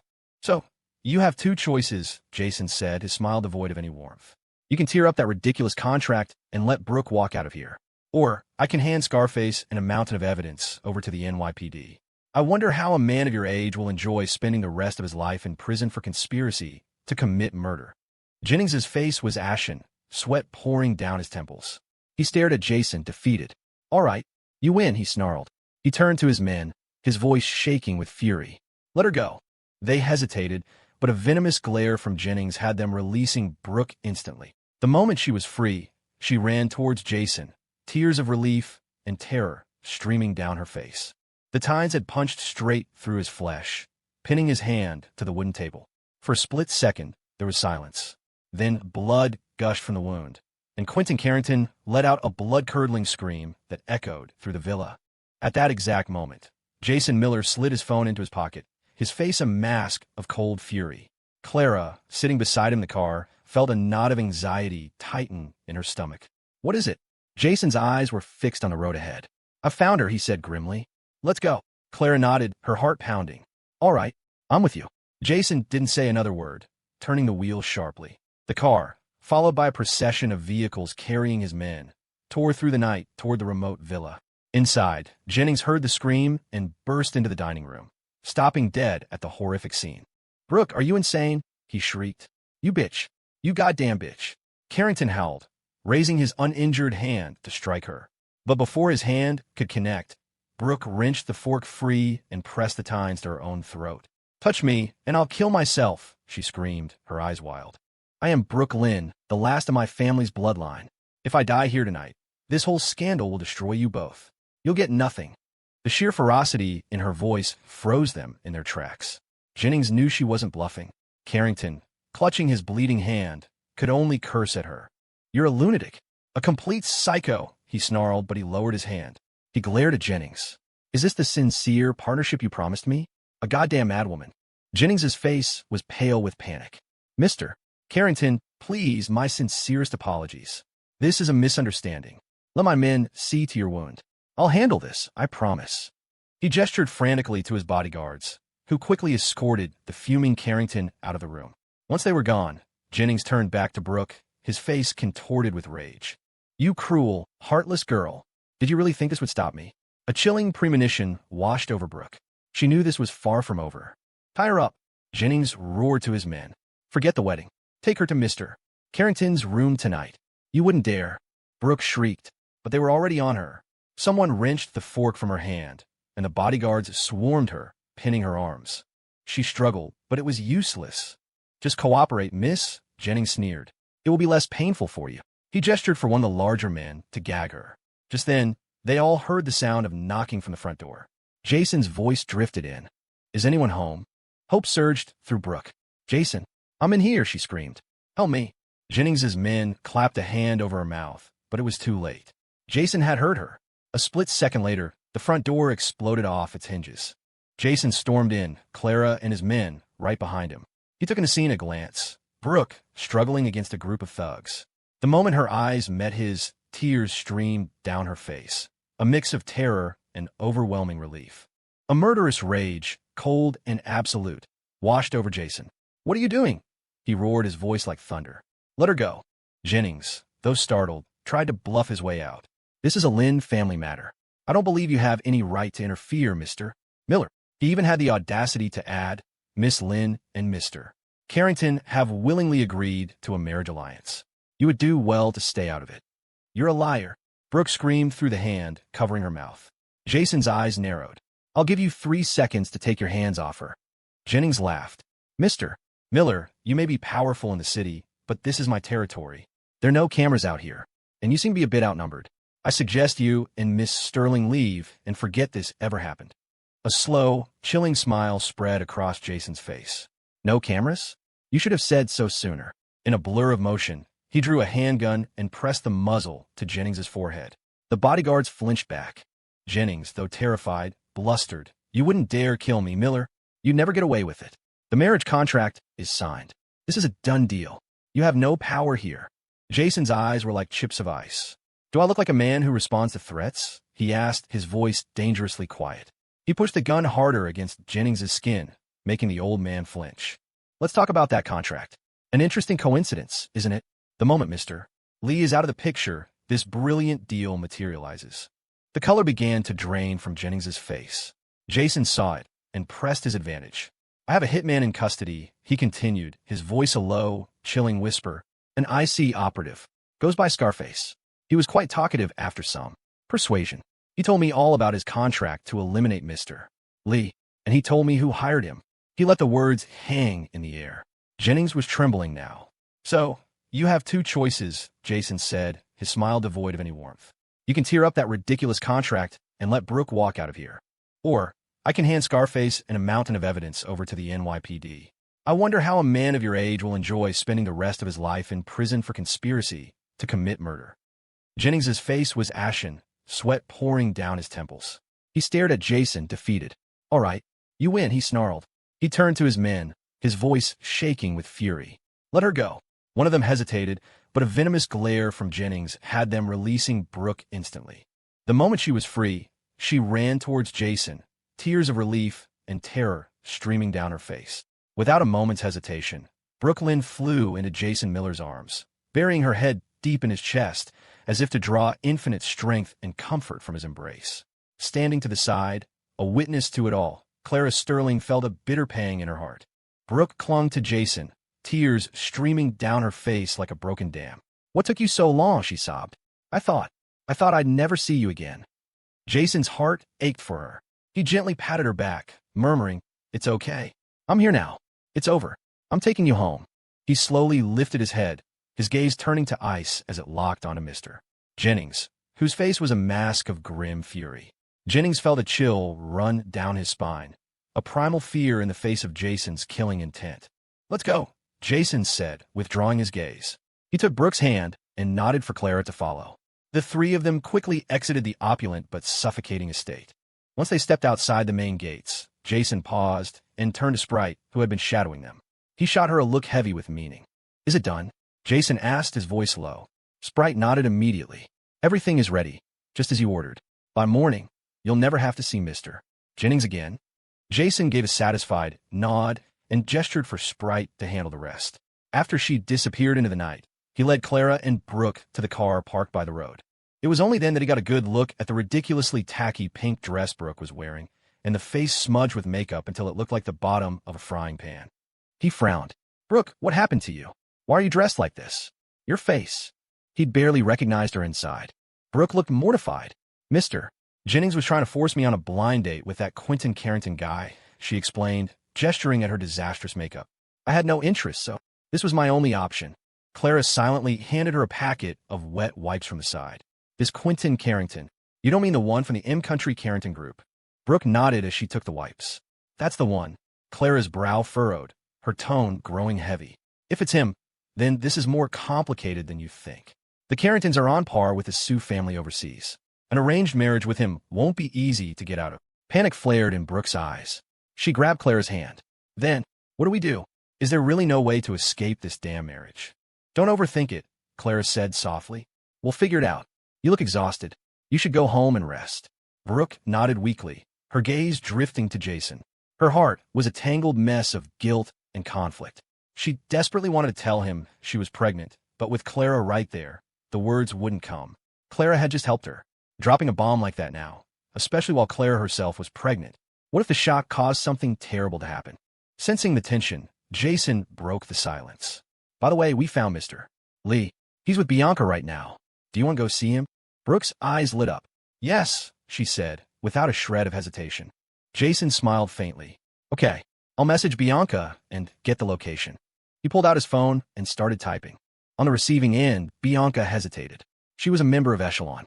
The organization had strict rules against revealing its domestic bases. But this was an emergency. If she didn't let Brooke see Mr. Lee, it could cause even bigger problems. After a moment of internal struggle, she gritted her teeth and sent the location to Jason. If she got punished by the organization, so be it. As soon as Jason received the coordinates, he started the car and sped toward the location with Brooke and Clara. The whole way, his heart was in his throat. Finally, they arrived at their destination, a secluded corner of a dockyard. In the distance, a massive, converted ferry was moored silently in the water. Why would Bianca bring Mr. Lee to a place like this for medical treatment? Jason wondered aloud, staring at the ship. Just then, Bianca hurried down the gangplank. She rushed to the car, her eyes filled with urgency. She frowned slightly when she saw Brooke and Clara, but quickly said, Mr. Lee is on board, but the situation is delicate. Not too many people can go up. I'm going, Brooke said, her voice clear and firm. Bianca had hoped for a moment alone with Jason, but seeing Brooke's desperation, she held her tongue and simply led her toward the ferry. They hurried on board, their footsteps echoing like drumbeats. They finally reached the door to the medical bay just as it opened. A doctor emerged, looking weary but relieved. The patient is stabilized. He's out of the woods. Where's the family? Brooke's heart leaped in her throat. The weight that had been crushing her chest finally lifted. Joy, relief, gratitude. A flood of emotions washed over her, and she nearly burst into tears. I am, she cried, rushing forward as her eyes welled up. She never thought she'd see Mr. Lee safe and sound again. The feeling of getting him back from the brink was overwhelming. The doctor nodded. You're the family? You can take him to a room to rest now. He stepped aside, allowing her to enter. Brooke burst into the room. The sight of Mr. Lee, pale as a sheet but alive, broke the dam. She collapsed into his weak but warm embrace, crying like a child. Mr. Lee, she sobbed, her body trembling. He struggled to lift a hand, patting her back gently. Miss, don't cry. I'm fine. Are you hurt? Brooke shook her head vehemently, choking out her words. I'm okay, Mr. Lee, but it was so close. After calming down slightly, she bit her lip, her expression hardening with resolve. She told him everything about Mr. Jennings forcing her into the marriage with Quinton Carrington. When she finished, Mr. Lee's face was filled with deep regret. It was my fault, he sighed. I was a fool to ever push you toward a marriage like that. From now on, miss, you do whatever you want. I will never stand in your way again. You were right. You deserve your freedom. But a determined glint had appeared in Brooke's eyes. She clenched her jaw, a cold fury in her gaze. Mr. Lee, I don't want freedom anymore. I want power. She looked him straight in the eye, her voice steady. After all this, I finally see it clearly. I spent my whole life running from the responsibilities that come with power. But now I realize without it, I'm just a pawn for everyone else to move around. I have nothing. Her voice grew stronger. So, if that's the game, then I'm going to be the one with all the power. That's the only way I can control my own destiny. You were right all along. The Lin family fortune, everything my parents and you worked for. I will not let those useless parasites take it. I'm going to climb to the top of the Lin family, and I'm going to take back everything that belongs to us. And with that power, I will protect the people I care about. I will never let them be harmed again. As she spoke, she subconsciously touched her stomach. Mr. Lee didn't notice the gesture. He had no idea she was pregnant, and for the moment, Brooke couldn't bring herself to tell him. He stared at her, his eyes wide, hanging on her every word. He thought he was dreaming. As she finished her vow, a fire ignited within him. His face flushed red, his breathing grew ragged, and his eyes welled up with tears of pride and relief. Yes, yes, yes, he shouted, his voice trembling with emotion. He tried to sit up, but only managed to prop himself on his elbows. It felt like watching his slacker kid, the one he'd given up on, suddenly get a full scholarship to Harvard. His young miss had finally woken up. All those years of pleading and arguing had done nothing. Just when he was about to give up, she had finally seen the light. If he'd known getting hit by a car would be this effective, he'd have done it years ago. He was practically vibrating with excitement. Miss, what's your plan? From now on, I'll follow your lead completely. A faint, unreadable smile touched Brooke's lips. Don't worry, Mr. Lee. From here on out, just leave everything to me. She turned away, her gaze falling to her phone. A new message from Clara was on the screen. Brooke's brow furrowed slightly. I don't know if Clara's plan will actually work, but right now it's the only choice I have. She decided to trust her. Back in the car at the dockyard, Jason's mood was foul. He was about to get out for a cigarette when he glanced at Clara. He remembered her pregnancy instantly and killed the urge. Even if he smoked outside, the smell would linger on him, and she hated it. He decided against it. His gaze softened as he noticed the exhaustion in her eyes. She'd been running around with him all day without a single complaint. A wave of guilt washed over him. Thank you, Clara, he said, his voice sincere. You've been through a lot today. Are you tired? I should take you home so you can rest. Clara had been leaning back with her eyes closed, seemingly dozing but actually texting Brooke. Jason's sudden gratitude made her heart skip a beat. She quickly composed herself, a cool smile gracing her lips as she turned to him. Why so serious all of a sudden? She replied, her voice calm. We're husband and wife, supporting each other through things like this.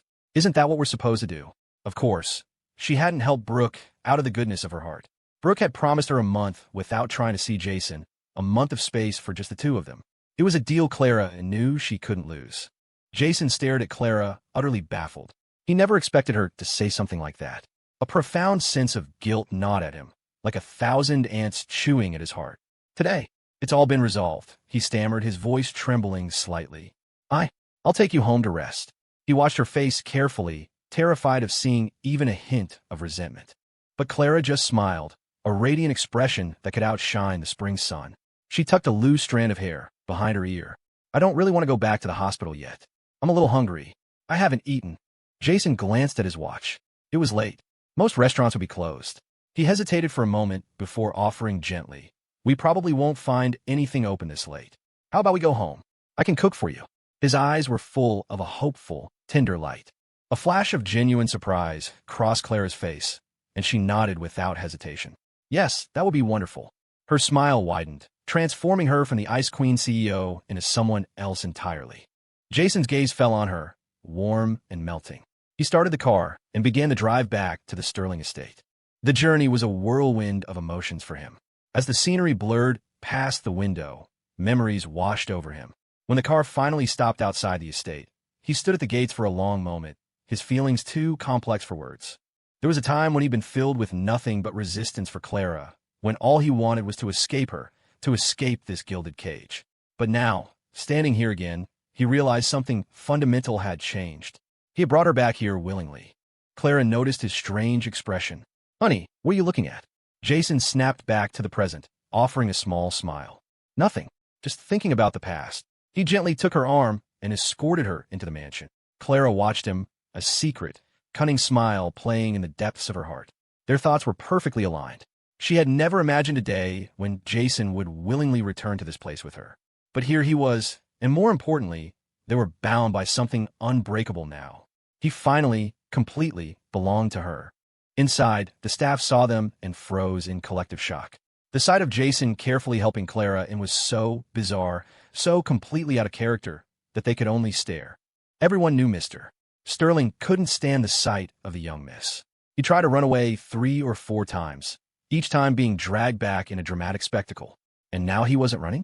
Jason felt a muscle twitch in his jaw, but his demeanor was transformed. He not only stayed close to Clara, but guided her with gentle care into the living room.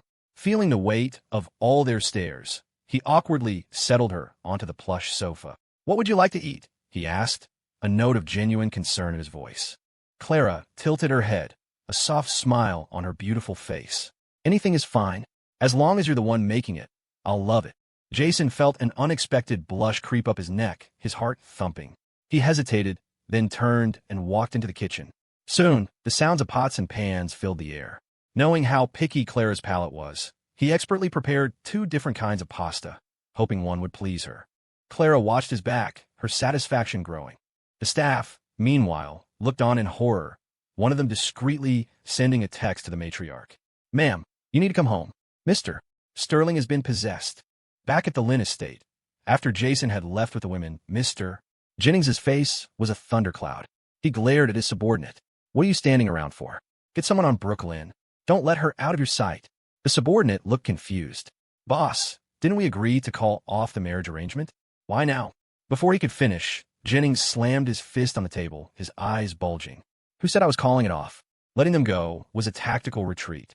Do you really think I'd let that little brat off so easily? He was so furious his chest heaved, veins popping on his forehead. Oomph. That little witch thinks she can disrespect me because of who she is. This marriage is happening. No one is going to stop it. The more he spoke, the angrier he got. He grabbed his car keys from the table and stormed toward the door. He paused, turning back to his men. You go watch Brooke Lynn. Report her every move. I'm going to talk to Quinton Carrington myself. Remember, any anomalies, you report to me immediately. His men nodded meekly and watched him stomp out of the mansion. Jennings yanked open his car door, slid into the driver's seat, and jammed the key into the ignition. To his surprise, nothing happened. He twisted it again, harder. Still nothing. What is wrong with this thing? Can't you idiots even maintain a single car? He roared, his brow furrowed in suspicion. He tried a few more times, but the engine remained dead. Just then, a dark shape appeared silently outside his window. Jennings's head snapped up. Pressed against the glass was Sprite's delicate, pretty face. But her normally bright eyes held a chilling, sinister light. What was even more terrifying was the slow, creepy smile that spread across her lips. Good evening, Mr. Jennings, she said, her voice a low purr. In such a hurry. Where are you off to? The sudden appearance nearly made Jennings jump out of his skin. His eyes widened in shock. "What are you doing here?" His voice trembled with a fear he couldn't hide. Sprite just stared at him, a coldness in her eyes that froze his blood. He tried to feign composure. "I'm warning you, don't do anything stupid. If anything happens to me, you won't get away with it." Sprite ignored his warning completely. From somewhere, she produced a hammer and, without hesitation, slammed it against the window. With a sharp crack, the glass shattered. She reached in and grabbed Jennings by the collar. He panicked, trying to scramble away, but it was useless. Before he could take 2 steps, she yanked him clean out of the car. He landed hard on the ground, his face a mask of terror. Sprite sneered, her voice dripping with venom. "What do you think I'm doing? Did you really believe you could kidnap Brooke Lynn and just walk away? Don't be delusional. Did you think we'd let you leave and call for backup?" Jennings was pale as a ghost, cold sweat pouring down his face. "Please, don't kill me," he croaked. The area was dark and isolated, with no security cameras. He knew he was utterly alone. He groveled, trying to reason with her. "I promise I won't force Brooke anymore. Really, just let me go this one time. I'll do anything." Sprite was unmoved. Too late for begging. Her face was stone, her eyes empty. She held a shovel in her hand and swung it without a second's thought. With a sickening thud, the shovel connected with Jennings's head. His world went black, and he collapsed to the ground, unconscious. Sprite's followers materialized from the shadows, surrounding the body. Without even glancing at it, Sprite gave a cold order. An old bastard like him should have been dead long ago. Dump him in the ocean. Make sure there are no loose ends. The others murmured their agreement and swiftly carried the unconscious form of Mr. Jennings toward the dark water. Back at the Sterling estate, Jason lay beside Clara. His phone screen lit up with a message from Sprite. "Mr. Jennings has been properly handled." Seeing the text, Jason's brow finally relaxed. He nodded in satisfaction, then quickly opened his chat with Brooke Lynn. "Jennings has been taken care of. As for Quinton Carrington, don't worry about a thing. Leave it all to me." Brooke, still reeling from the day's events, saw the message. A warmth spread through her chest, but her face remained troubled. She was shocked that Jason had acted so decisively, so ruthlessly. She was happy he would go to such lengths for her, but she knew he had always tried to keep his hands clean in the city. Her eyes welled up as she typed back a reply. "Baby, thank you." But deep down she was worried. Mr. Jennings was just one problem. The Lynn family was full of powerful, scheming elders. Jason couldn't solve all her problems for her. She didn't want to keep dragging him into her messes. Besides, Clara had given her a plan. She just had to follow it. And with Clara's help, she was sure she could succeed. Taking a deep breath, she wiped her eyes and forced herself to sound calm. "Thank you, babe. But you really can't see me for the next month." She looked down, her voice dropping. "I made a bet with Clara. Unfortunately, I lost you to her. So for now until the end of next month, you have to stay with her." Jason stared at the message, stunned for a second. She lost him to Clara? Impossible. Brooke was the kind of woman who wanted to be attached to his hip every second of the day. Even when they fought, she couldn't stand to be away from him. Why would she do something so out of character? To use him as a bargaining chip? Even if it was with Clara. A deep sense of unease settled over him. He softened his tone, typing back with concern. "Brooke, are you in some kind of trouble? If you're not feeling well, or if something's wrong, you have to tell me. We just got back together. I don't want some stupid misunderstanding to come between us again." Brooke bit her lip and shook her head, though he couldn't see it. "I'm fine, really. It's just busy at work, and I need to focus. Don't worry. Once I deal with Quinton and those old geezers on the board, we could be together forever." As she sent the message, a look of fierce determination crossed her face. But beneath that determination was a desperate hope for the future. Jason sighed in frustration. "Fine, then get some rest." He ended the call, but a nagging unease remained. He immediately opened a new message and sent it to Sprite. "Sprite, set up a meeting with that Quinton Carrington guy for me. Tomorrow. It's important." Even if Brooke had explicitly told him to stay out of it, Jason knew this was too big to ignore. Brooke could be childish, but he couldn't afford to be. Technically, they were a terrible match, but she was his woman now, and this was his problem to solve. After sending the message, he closed his phone and let out a long breath. Just then, Clara, who had been sleeping beside him, stirred and looked at him with drowsy eyes. The sudden movement startled him. A cold sweat broke out on his forehead. "Clara," he blurted out. You're awake." Clara stared at him, her expression one that seemed to see right through him. She rubbed her temples. "I couldn't sleep." Her eyes narrowed. "Were you messaging Brooke Lynn?" Jason's heart hammered against his ribs. Wife, when I was texting. Did you see? I saw. Her gaze was sharp. She told you to stay with me? A flicker of confusion crossed her face. Even though she and Brooke had made a deal, why would that woman so willingly push Jason toward her? Seeing that he was caught, Jason sighed. I don't know what she's thinking. She told me to stay with you, but something about this whole thing feels off. Clara nodded slowly, agreeing with him, though her mind was racing. Is that girl planning to handle this on her own? The thought made her frown. She looked at Jason, who was staring into space, his brow furrowed with worry. She felt a twinge of something she couldn't name. She gently took his hand. Honey, why don't we go see Brooke together tomorrow? Maybe another perspective could help solve the problem. Hearing her words, the tension on Jason's face eased slightly. He looked at her gratefully and nodded. Okay, thank you, Clara. His heart wavered. For a fleeting moment, he looked at the woman before him and thought that maybe, just maybe, being with Clara forever would be a good thing. Clara smiled faintly.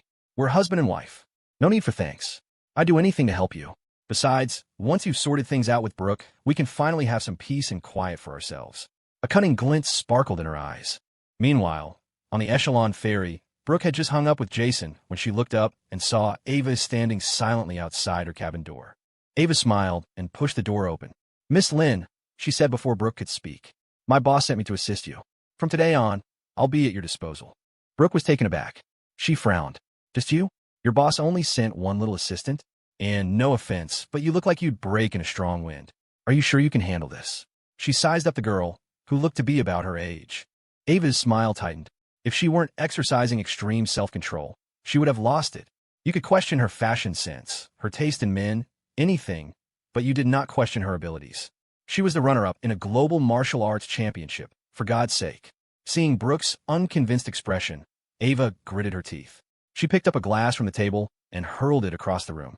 In the same fluid motion, she drew a sleek pistol from her waistband. Crack! A single shot rang out. The bullet struck the glass mid-air, shattering it into 1,000 pieces that rained down into the dark water below the ferry. Brooke stared, utterly stunned. She couldn't believe what she'd just seen. Even a seemingly insignificant assistant at Clara Sterling's side possessed this level of skill and marksmanship. She took a sharp breath. The urge to compete with Clara for Jason's affection suddenly felt like a much colder prospect. With her current resources, how could she possibly win? No, she thought, steeling herself. I can't just give up. As soon as I get home, I'm going to build my own force. Even if she temporarily lost Jason to Clara, she was determined to win him back eventually. Do you believe me now? Ava asked, holstering her pistol. Yes, I believe you, Brooke said, a muscle twitching in her cheek. Ava's expression turned serious. So what's the plan? Brooke's focus returned instantly. Go to the Lynn family estate immediately. Inform them that Mr. Jennings has passed away. Tell them I'll be holding a memorial service tomorrow. Also, you need to extend an invitation to Quinton for me. Make sure he attends. I'm going to pretend to agree to the marriage, but it's just a front. While he's distracted, you need to slip into his office and his company headquarters. Search for any kind of incriminating evidence you can find. She paused, a shrewd look in her eyes. Clara gave me this plan.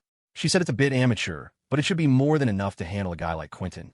Even if you don't find concrete proof of anything else, as long as you can destroy the marriage contract between the Lynn and Carrington groups, we'll have succeeded. Understood, Ava said, turning and leaving the room. Once the door was closed, Brooke sank back on her bed like a tired cat. Mr.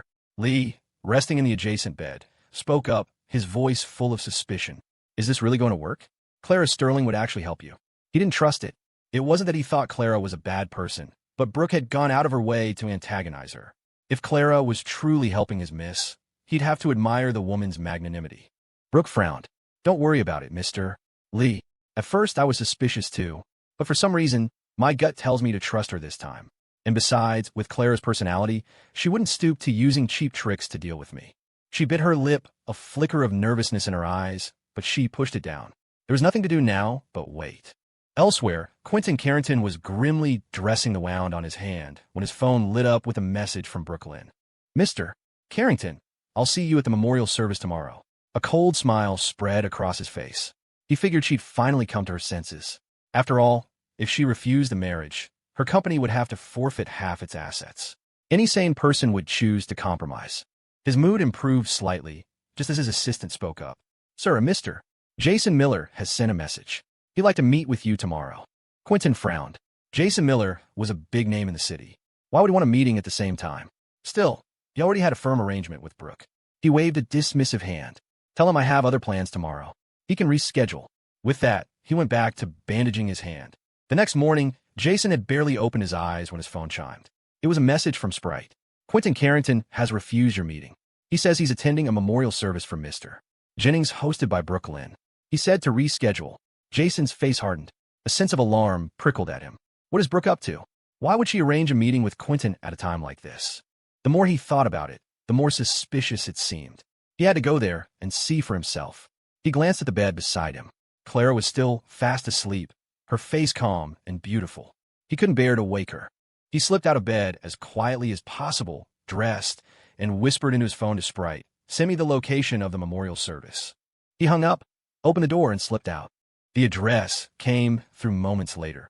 Without a second's delay, Jason threw on a tailored black suit, ran a hand through his hair, and sprinted to the garage. He fired up the engine and tore out onto the street, his mind focused on one thing: getting to that memorial service as fast as he could. The venue was already crowded, the atmosphere somber. Brooke sat in a chair, twisting the fabric of her dress in her hands, her nerves frayed. She was so lost in her own thoughts that she barely noticed the guests arriving around her. Her phone buzzed. It was a message from Ava. Is Carrington there yet? The plan was in motion. Ava and her team were in position outside Quinton's domestic headquarters.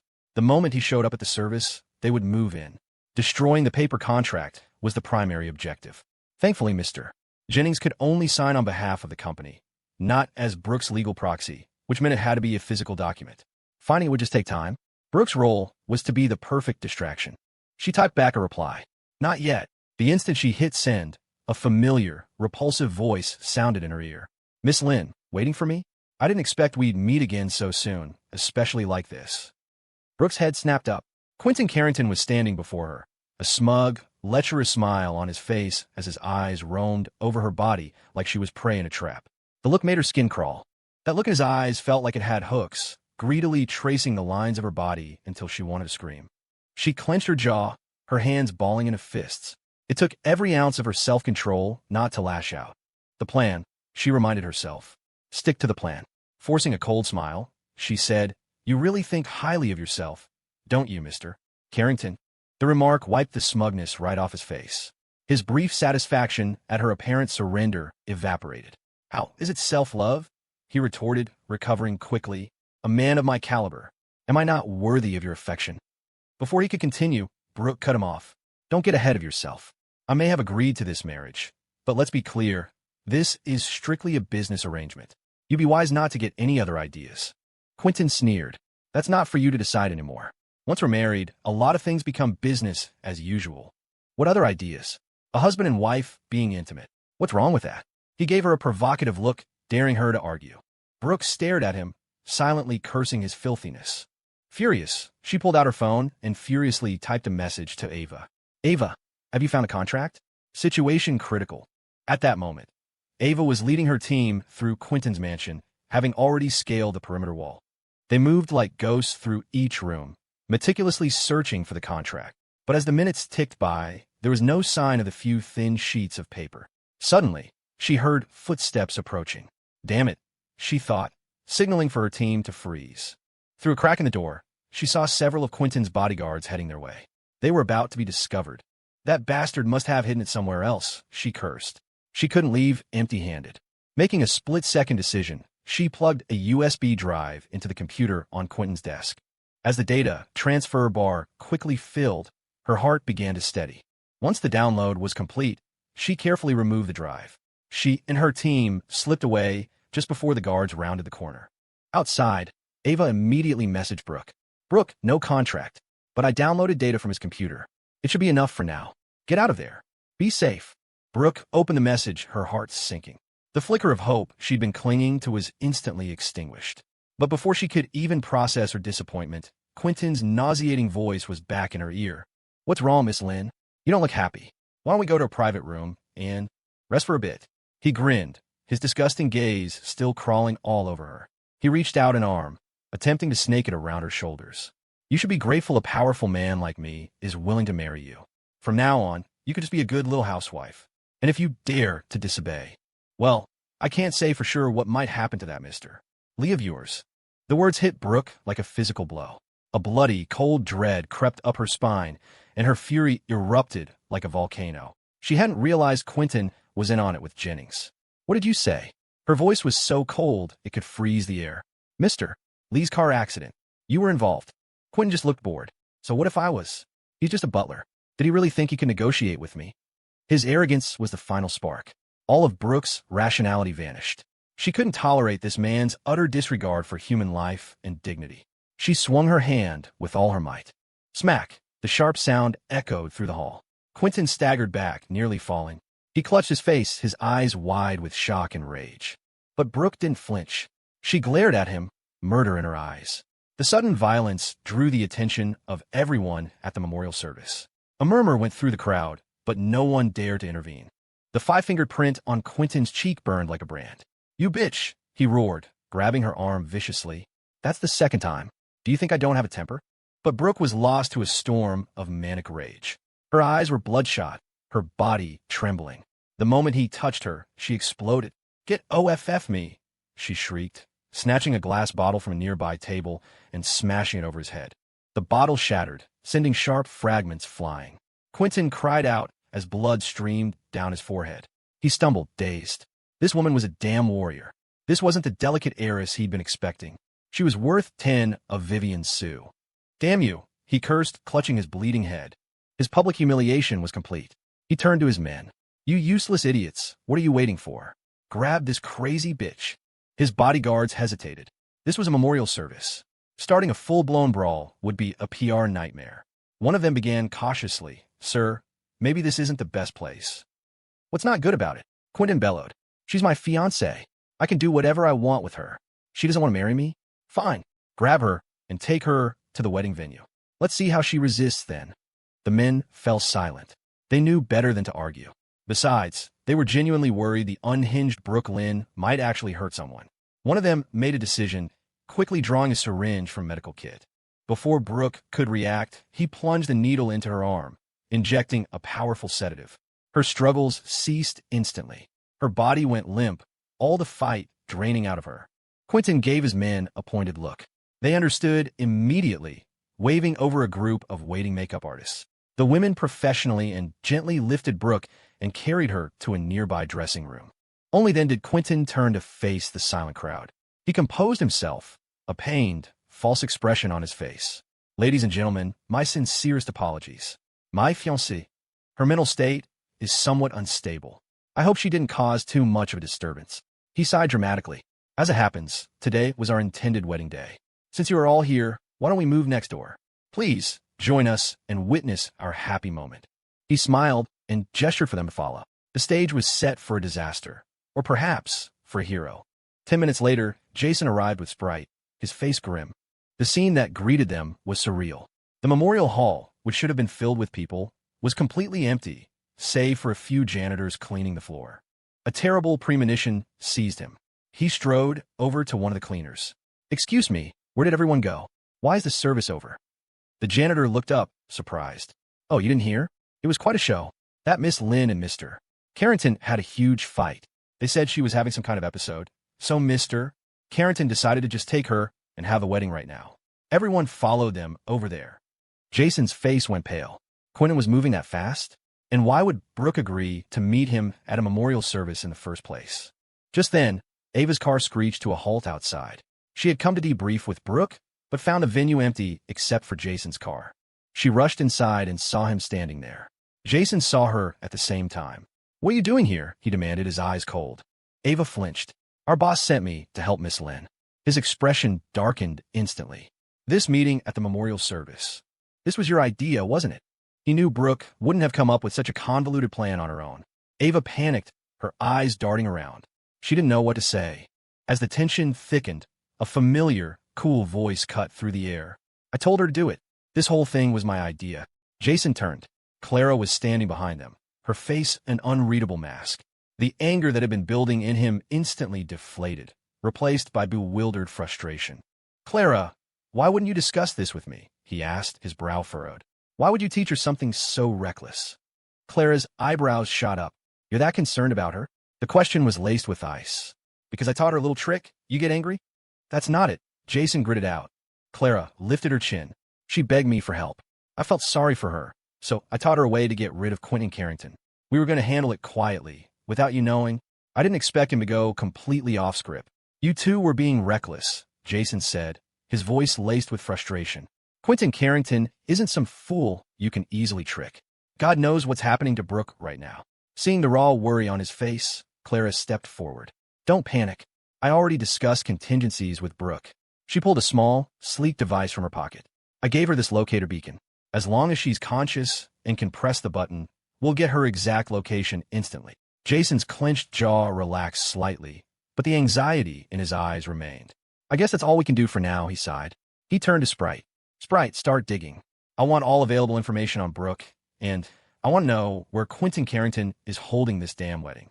Now, on it, Sprite said, immediately pulling out a laptop and getting to work. Brooke was guided, her eyes still closed, into a lavish dressing room thick with the scent of perfume and powder. A team of makeup artists descended upon her, brushing foundation onto her pale face, artfully arranging her long hair into an elaborate updo. Her eyelids fluttered open. At first, she was disoriented, but then she saw the bustling artists and the pristine white wedding gown she was wearing. Fury ignited in her chest. What are you doing? She snapped, sitting bolt upright. One of the artists smiled placatingly. Mr. Carrington instructed us to prepare you. The wedding is about to begin. The name Quinton Carrington brought it all rushing back. He had forcibly brought her here. She bit her lip, suppressing her rage. She was in enemy territory, surrounded. Escape wouldn't be easy. She had to stay calm. She started thinking, but the artists were watching her like hawks. An idea sparked. She clutched her stomach. Oh, my stomach, she groaned. I think I need to use the restroom. Of course, one of them said, her expression never changing. I'll take you. The woman followed her like a shadow. Inside the bathroom, Brooke quickly scanned her surroundings. Seeing she was unobserved for a moment, she carefully retrieved the locator beacon from a hidden pocket. This was her lifeline, the key to the plan she'd made with Clara. Taking a deep breath, she pressed the button, praying Clara would get the signal. The news of the impromptu wedding spread like wildfire, becoming the talk of the city's elite. Quinton, never one for subtlety, had invitations dispatched to the heads of every major corporation. In a quiet children's home, Vivien was watching cartoons with little Nana, their giggles filling the sunlit room. The peaceful moment was interrupted by an assistant rushing in. Miss, an invitation arrived from Mr. Carrington. Vivien barely paid attention, nodding for the assistant to set it aside. But as her eyes drifted over the names on the ornate card, she froze. Brooke Lynn and Quinton Carrington. Impossible. How could Brooke be marrying him? The Carringtons were an M-country entity. She'd had dealings with them for years and never known of a connection. More importantly, she knew the depth of Jason's feelings for Brooke. It was an obsession, a bond she hated to admit was as strong as her own. For Brooke to suddenly marry someone else, her intuition screamed that something was terribly wrong. Miss Sue, perhaps this is a good thing, the assistant offered. She's always been your rival. With her married off, maybe Mr. Miller will finally turn his attention back to you. Vivien shot her a look of pure venom. You idiot. What kind of person do you think I am? Do you think I'm so despicable I'd stoop to taking advantage of a crisis? But even as she said it, she knew Brooke would never willingly marry anyone but Jason. They were in trouble, and this was it. Her one chance to be the hero, to solve their problem and win Jason back for good. Her mind raced. Without another thought, she rushed to her office, pulled out her laptop, and began compiling years of dirt she'd collected on Quinton Carrington. After printing a thick file of evidence, she grabbed her purse and headed for the garage. She had to stop that wedding. Across town, Kinsey was in her clinic, listening to a patient, when she heard the nurses gossiping in the hallway. Can you believe how sudden that wedding is? One said. I know. And he announced it at Mr. Jennings's memorial service. So dramatic. Another leaned in conspiratorially. I heard she has issues. Mentally, you know. The words hit Kinsey like a lightning bolt. Brooke and Quinton? Married? It made no sense. Brooke loved Jason. And why hadn't she, Brooke's best friend, heard a single word about it? Her heart grew heavy. Had something happened between them?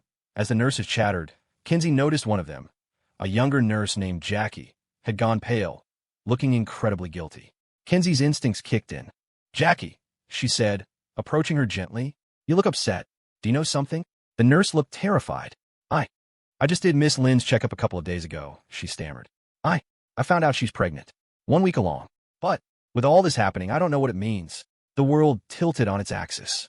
Brooke was pregnant. The baby. It had to be Jason's. Brooke would die before she was with another man. Kinsey felt a cold dread creep over her. Did Jason know? What would he do when he found out? Without another thought, she pulled out her phone and dialed Jason's number. Jason's phone rang. It was Kinsey. He was too on edge to talk, anxiously waiting for Brooke's signal. He quickly texted back. Can't talk right now. What's up? The reply came instantly, and the words knocked the air from his lungs. Brooke Lynn is pregnant. Did you know? He stared at the message, his world narrowing to those 5 words. He shook his head, his fingers trembling as he typed back. Who told you that? A moment later, several images appeared on his screen. Scans, a hospital report. Brooke's name, confirmation of pregnancy. All the evidence. Kinsey's next text was a barrage of questions. She's a week along, Jason. But now she's marrying Quinton. What the hell is going on? Didn't she tell you? His head was spinning. A hot rush of emotion, joy, rage, devastation, crashed through him. Brooke's pregnant? He thought, his mind reeling. Why would she hide it from me?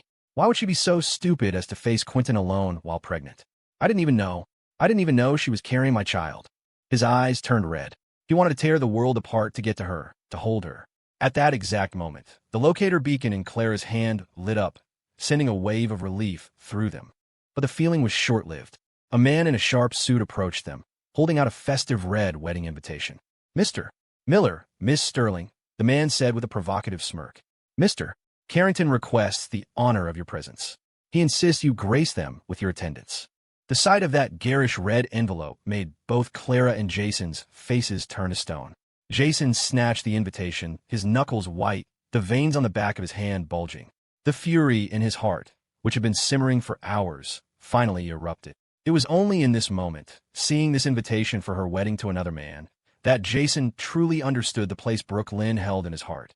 He'd always thought of himself as a disposable amusement to her, but the rage that was currently consuming him told a different story. And now, she was carrying his child. The thought of her standing on that altar alone, waiting for him, made him want to slaughter anyone who stood in his way. Clara understood instantly. The invitation wasn't an invitation. It was a declaration of war. Ava, seeing the dark turn in both their expressions, moved to throw Quinton's man out, but Jason was faster. In one fluid motion, he raised a pistol, the black metal a stark contrast to the festive invitation still clutched in his other hand. Bang! The gunshot echoed in the quiet hall. The man screamed, clutching a bloody hand as he collapsed to the floor. Jason didn't even flinch. He advanced on the writhing man, an aura of lethal coldness radiating from him. Take me to her, Jason bit out, each word dripping with venom. He turned and strode toward the door, not willing to wait another second. Jason stopped. Clara grabbed his arm, her eyes wide with alarm. Calm down. It's too dangerous to go in like that. Even if you get there, what right do you have to take her? The entire corporate elite of the city will be there. This is reckless. We can wait until after the wedding and find another way. But Jason wasn't listening. I know I'm not thinking straight, he roared, his eyes bloodshot. But I can't even imagine how scared she must be right now. She's waiting for me. I will not let her stand there alone and be forced to marry that piece of filth. His words struck Clara like a physical blow. Her composure, which she had maintained through everything, finally shattered. Her beautiful eyes filled with a misty haze, and a tear traced a path down her cheek. She stared at his retreating back, her voice trembling with a pain she rarely showed. Jason, can't you just listen to me this one time? If you leave like this without a second thought, what about me? Her cry made him pause at the door. He turned, and the sight of her tears caused a ripple of conflict in his heart. But it was only a ripple. The storm of his resolve hardened again. Clara, there's nothing more to say, he said, his voice flat and cold. I know I'm wronging you, but Brooke is in danger. If I don't go, she could die. I'm not asking you to understand, but I have to go to her. Why bring her back? Whatever you want as compensation, I'll give it to you. Anything. Without another look, he turned and was gone. He sprinted to the parking lot, jumped in his car, and peeled out, leaving Clara standing alone, watching his taillights disappear into the distance. After he left, Ava rushed to Clara's side. Miss, what do we do now? I tried, but I couldn't get the contract. All I have is some data from his computer. Sprite, who had been quietly observing, overheard her. Her eyes widened. You didn't tell me that sooner. Ava looked helpless. I don't know what good it is. I don't know the first thing about any of this computer stuff. Before she could finish, Sprite snatched the USB drive from her hand and plugged it in her laptop. Her fingers flew across the keyboard, lines of code scrolling rapidly down the screen. After a few tense moments, she stopped. A triumphant grin spread across her face. "Yes, it's all here," she exclaimed to Clara. "This drive has everything. Hard evidence of Carrington Group's illegal activities. All the dirty little secrets. We can go to that wedding and negotiate directly with him." Ava's face lit up with relief, but when she looked at Clara, she saw that her boss wasn't looking at them at all. Her gaze was fixed on the horizon, her eyes as cold as a frozen lake. Her face was terrifyingly grim, her lips pressed into a thin line, her body trembling with a contained rage. Finally, she spoke, her voice like ice. "Sprite, why did Jason react like that? So extreme, so determined to save her. Does he really love her that much?" Sprite shook her head, looking lost. But Clara's mind was already connecting the dots. A terrifying fury was building within her. It was because she'd been too lenient with him lately, too kind. He had forgotten the terms of their agreement. He had left her for Brooke Lynn's wedding. He was so cruel. He wouldn't even listen to her pleas to wait. Even though she knew he was acting under pressure, it felt like a choice. In his eyes, Brooke mattered more. "It seems I've been too good to you, husband," she whispered, her eyes narrowing dangerously. "You seem to have forgotten what you promised me." Her face, already cold, became a mask of glacial fury. "Get everyone. We're going to that wedding. And today, one way or another, Jason Miller is going to give me an explanation." Ava looked at Clara's face and felt a chill run down her spine. This was bad. She had never seen the young miss this angry. The ruthless, untouchable CEO was back, radiating an authority that was impossible to defy. "Yes, ma'am," Ava stammered, hurrying to arrange for transport. Sprite, sensing the shift, also felt a prickle of fear. She quickly pulled out her phone and sent a frantic, low-voiced message to Jason. "Jason, this is bad. I think Clara is about to go nuclear. The look in her eyes could kill someone. I don't know what's going on, but you're so screwed. You need to be careful." She hung up, wiping a bead of sweat from her forehead. In his car, Jason's hands were clamped around the steering wheel, his eyes red and raw. He was simultaneously typing a message to Sprite. "Sprite, get all our assets from G Corp to the wedding venue. Now, today, no matter the cost, even if it meant catastrophic losses for the company, he was getting Brooke out of there." He floored the accelerator, the car screaming down the road. Other drivers swerved, horns blaring, but he didn't hear them. All he could think about was Brooke. Memories flashed through his mind. Her initial amusement with him, his use of her as a substitute, their explosive fights after he married Clara, her slow, painful attempts to change for him, even her suicide attempt over a misunderstanding. It all came rushing back, squeezing his heart in an iron fist. He knew that if anything happened to her today, he would never forgive himself. He'd let her down before. He would not make the same mistake twice. His phone buzzed. It was Sprite's warning. "Jason, bad news. I think your wife, Clara, is on the warpath." He felt a surge of helplessness, but there was no turning back. He quickly replied, "Sprite, just keep an eye on her for me. Don't make a move. I'll be back as soon as this is over." He tossed the phone aside and aimed the car toward the wedding from hell. The wedding hall was a sea of glittering lights and expensive suits. The master of ceremonies stood on stage, smiling broadly.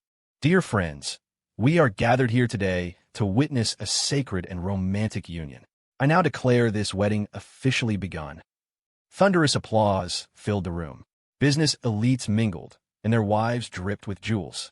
Carrington and Lynn, what a power couple, someone murmured. With their combined forces, they'll dominate the market. Quinton sat to the side, basking in the praise. He nodded graciously, a smug smile on his face. The MC raised his voice. "And now, let us give a warm round of applause for our groom and bride." Quinton rose and walked onto the stage, waving to the guests. "Thank you all for coming on such short notice," he said smoothly. "I'm deeply grateful. Congratulations, Mr. Carrington. Congratulations, Miss Lynn." The crowd cheered back. "And now," the MC boomed, "let us welcome our beautiful bride, Miss Brooke Lynn." All eyes turned to the entrance. They waited and waited. A minute passed, then another. No bride appeared. A flustered staff member scurried up to Quinton and whispered frantically, "Sir, it's a problem. Miss Lynn is in the back. She's refusing to come on stage. What do we do?" The smile on Quinton's face vanished, replaced by a thunderous scowl. "You incompetent fools," he hissed under his breath. "If she won't come out, you tie her up and drag her out. Do I have to teach you how to do everything?" He waved a dismissive hand, and the staffers scurried back to the dressing room. The backstage area was chaos. A swarm of makeup artists were pleading with Brooke, who sat rigidly in front of a mirror, refusing to move. They were sweating, their carefully applied smiles melting under the pressure. Brooke sat there, her hands clenched in her lap, her own heart pounding with anxiety. She stared at her reflection in the full-length mirror. The white wedding gown was stunning, a radiant confection that made her look like an ethereal princess. But as she looked at herself, tears welled in her eyes, blurring the image. For years, she had dreamed of this moment, walking down the aisle in a white dress toward the man she loved, toward Jason. Now the dream was a nightmare. The dress was real, but the groom was all wrong. The reality was a knife twisting in her heart. She didn't know if her distress signal to Clara had been received. She didn't know if Jason was coming. She didn't know how she could possibly take another step. Suddenly, the door burst open and Quinton's goons stormed in, their faces grim. The leader pointed at her. "Miss, please come to the stage now. Don't make this difficult." But Brooke's stubborn streak flared. She stood tall, glaring at them. "I told you, I'm not going out there. You can't force me." The men exchanged a look. Then, without another word, they moved. Two grabbed her arms, while another produced a rope. Brooke struggled, but she was no match for them. Just as they were about to bind her, the locator beacon hidden in her dress flashed with a faint but definite light. Hope surged through her, so powerful it was dizzying. She got it. "I knew Clara wouldn't betray me." The signal meant they were coming. Jason was coming. But before she could savor the relief, the ropes were pulled tight around her wrists. Dressed in her pristine white gown, Brooke Lynn was unceremoniously shoved toward the stage. As she was pushed into the spotlight, the guests gasped. They saw her breathtaking beauty, and they saw the ropes binding her hands. "What's going on? Why is she tied up?" a guest whispered. Quinton, standing on stage, put on a pained, gentle smile. "My friends, please don't be alarmed. My dear Brooke has been unwell lately. This is just a precaution. I hope you can all understand." Many in the crowd nodded.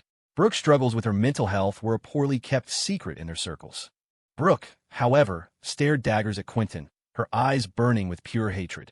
But she was powerless, forced to stand beside him as the ceremony began. "Jason," she prayed silently. "Damn it, get here now, before I really become someone else's wife." The MC, trying to smooth things over, launched into a speech. "And so we gather today to join these two souls in matrimony. Mr. Carrington, do you take this beautiful woman to be your lawfully wedded wife?" "I do," Quinton boomed, his voice full of triumph. The crowd applauded. The MC then turned to Brooke. "And Miss Lynn, do you take this man to be your lawfully wedded husband?" The hall fell silent. Everyone held their breath. Brooke stood like a statue, her face a blank mask, her eyes empty. In her mind, she was screaming one name over and over. "Jason, Jason, Jason." Quinton noticed her silence, and his face darkened.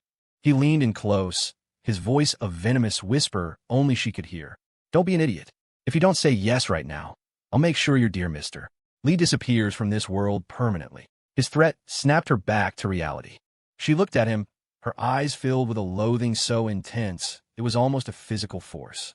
The guests began to murmur, sensing the tension. Quinton forced another smile. "She's just a little overwhelmed, everyone. So happy she's speechless," the MC added nervously. But then, Brooke found her voice. "I don't," she said, her voice quiet but clear. Then she shouted it, a raw, defiant cry that echoed through the vast hall. I don't want to marry him." A collective gasp swept through the room. It was like a bomb had gone off. People stared, their mouths agape, as the scene devolved into pure chaos. Quinton's face turned purple with rage. "What did you just say?" he roared. But Brooke was done being silent. "I said I won't marry you. You piece of garbage," she screamed, her voice ringing with conviction. "You caused Mr. Lee's accident, and you colluded with those traitors in my company to kidnap me and force me into this. I would rather die than marry a monster like you. My heart belongs to Jason Miller, and it always will. I will never marry anyone else." In the back of the hall, Jason, who had just slipped in, stood frozen. He heard every word. He saw her on that stage, fighting for him, declaring her love for him. His eyes burned. On stage, Quinton was shaking with fury. "You have a lot of nerve, Brooke Lynn," he snarled, his voice trembling. "Do you really think saying a few words changes anything? You're not getting away from me." He raised his hand to strike her across the face. Brooke flinched, bracing for the blow. But it never came. A black shadow moved faster than sight. A powerful hand shot out and clamped around Quinton's wrist, stopping his arm mid-swing. It was Jason. His face was glacial, his eyes blazing with a cold fire as he stared down the stunned Quinton. His voice was low and dangerous, like the rumble of an earthquake. "Didn't you hear her?" She said no. The entire hall fell into a stunned, absolute silence. No one could believe what they were seeing. Jason Miller was here, and he was about to start a war. Quinton, recovering from shock, yanked his arm back. "Who the hell do you think you are?" he bellowed. "Get the hell out of my business before you get hurt." Jason didn't even blink. He twisted Quinton's arm, sending a shock of pain through him, then followed with a brutal kick to the stomach. Quinton flew backward like a rag doll and crashed to the floor. Jason stood over him, a contemptuous sneer on his lips. "Your business? Brooke is my girlfriend. You kidnapped her and tried to force her to marry you. I'd say that makes it my business." Another wave of shock rippled through the crowd. His girlfriend? But isn't Clara Sterling his wife? The scandal was reaching epic proportions. Brooke stared at him, her initial surprise melting into pure, unadulterated love. He had just claimed her in front of everyone. Her heart felt like it would burst. Quinton scrambled to his feet, his face a mask of fury. "You're lying. I have a contract with the Lynn Group. She's my fiancée." He fumbled in his jacket, pulling out a document and waving it wildly. Before Jason could respond, a new voice, cool and clear, cut through the tension from the back of the room. "That contract, Mr. Carrington, is a forgery." Vivien Sue glided into the room, a vision of grace and poise that captured every eye. She walked calmly to the front of the stage. "As far as I know," she said, her voice pleasant but firm, "Miss Lynn and Mr. Miller have a long and well-known history. As for your so-called contract, I suspect it's a document you and the late Mr. Jennings fabricated together. Otherwise, why would Miss Lynn herself know nothing about it?" She shot Quinton a look dripping with disdain. Jason stared, astonished. "Vivien, what are you doing here?" He unconsciously glanced down at his hand, which was still tightly holding Brooke's. He didn't let go. Vivien's gaze lingered on their clasped hands for a fraction of a second, a flicker of pain in her eyes that she quickly masked with a warm, gentle smile. "I came to help you," she said softly. "I told you. There will always be a place for you in my heart. Even if we can't be what we once were, you can still think of me as a friend. Just like at the orphanage. Whenever you were in trouble, I was always there. You're in trouble now, so of course I came." Her words struck a chord deep within him, a warmth spreading through his chest. For a moment, he was speechless. The audience, however, was dumbfounded. The famous, untouchable Vivien Sue was also in love with Jason Miller. "What is going on?" someone whispered. "Brooke is his girlfriend, Clara is his wife. And now Vivien Sue? What does this guy have that we don't? He's going to get himself killed when Clara finds out about this." From the audience, Zoe Sue, seated in her wheelchair, finally broke her silence. She had come hoping to see Jason suffer, but this was not what she'd expected. "Sister," she said, her voice syrupy sweet, "you should have told me you were coming. And besides, everyone knows about the engagement between Mr. Carrington and Miss Lynn. There's a contract. You can't just break it. The penalty clause is enormous." Vivien shot her a cold, suspicious look. What is she playing at? Quinton, hearing Zoe, seized the opportunity. He pointed a trembling finger at Brooke. "That's right. You shameless hussy. Fine, don't marry me. I don't want damaged goods anyway. But you will pay the breach of contract fee. Every last cent." Brooke's eyes blazed. "You have no shame. That contract is fake, and you know it. You won't get a dime, you delusional bastard." "Oh yeah," Quinton sneered. "Where's your proof? You have nothing but empty words." Vivien simply smiled. She reached in her handbag and pulled out a thick file, which she then threw squarely in Quinton's face. "You want proof, Mr. Carrington? Here you go," she said coolly. "I've dealt with you overseas for years. I know all about your dirty little secrets. This file contains detailed records of your contract forgery, tax evasion, and something a bit more serious. Murder. Shall I read them out for you one by one?" The color drained from Quinton's face. He scrambled to pick up the papers, his hands shaking as he scanned the contents. It was all real. He swayed on his feet, looking as if he'd been struck by lightning. The crowd fell silent, their jaws on the floor. Even Jason was impressed. He had underestimated Vivien. She had changed since she'd left the country. Beside him, Brooke was practically dancing with joy. "Oh, Quinton," she chirped, grinning from ear to ear. "With all this evidence, they could probably execute you 18 times over. They'd run out of bullets in the firing squad." Quinton's composure shattered. He dropped to his knees. "Miss Sue, please," he begged. "Have mercy. We can still discuss the marriage. Just let me go this one time." "It's too late for that," Vivien said, cutting him off. "I've already called the police." They're on their way to deal with you.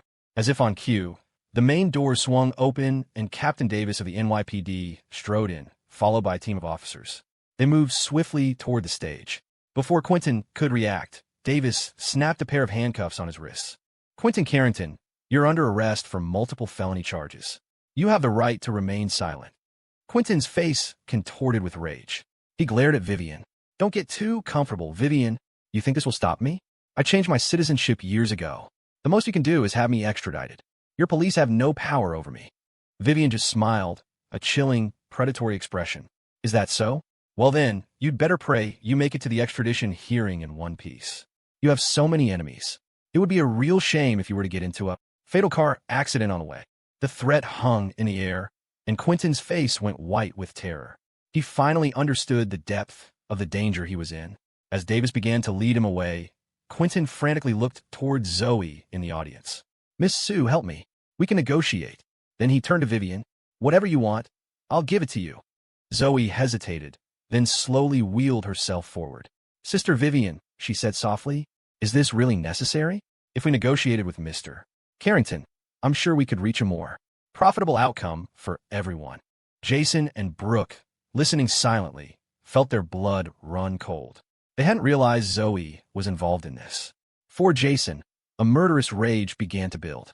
This was the second time she had interfered in his life, and he was starting to suspect her motives were far from pure. Vivien stared at Zoe, her eyes like chips of ice. Are you suggesting, little sister, that for the sake of profit, we should overlook the fact that this man is a murderer? Zoe fell silent, unable to respond.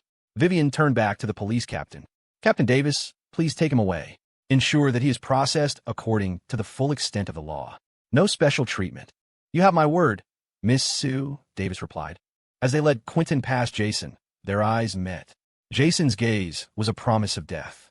Davis gave him a subtle, almost imperceptible nod. They had known each other for years. No more words were needed. With Quinton gone, the wedding hall erupted into chaos. Several of the Lynn family elders, the ones who had sided with Mr. Jennings, cornered Brooke. Do you have any idea what you've done? Without the Carrington deal, the family is ruined.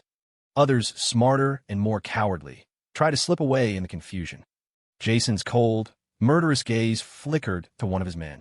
The man stepped forward, his voice booming over the noise. Today's ceremony is concluded. All guests not affiliated with the Lynn family may now depart.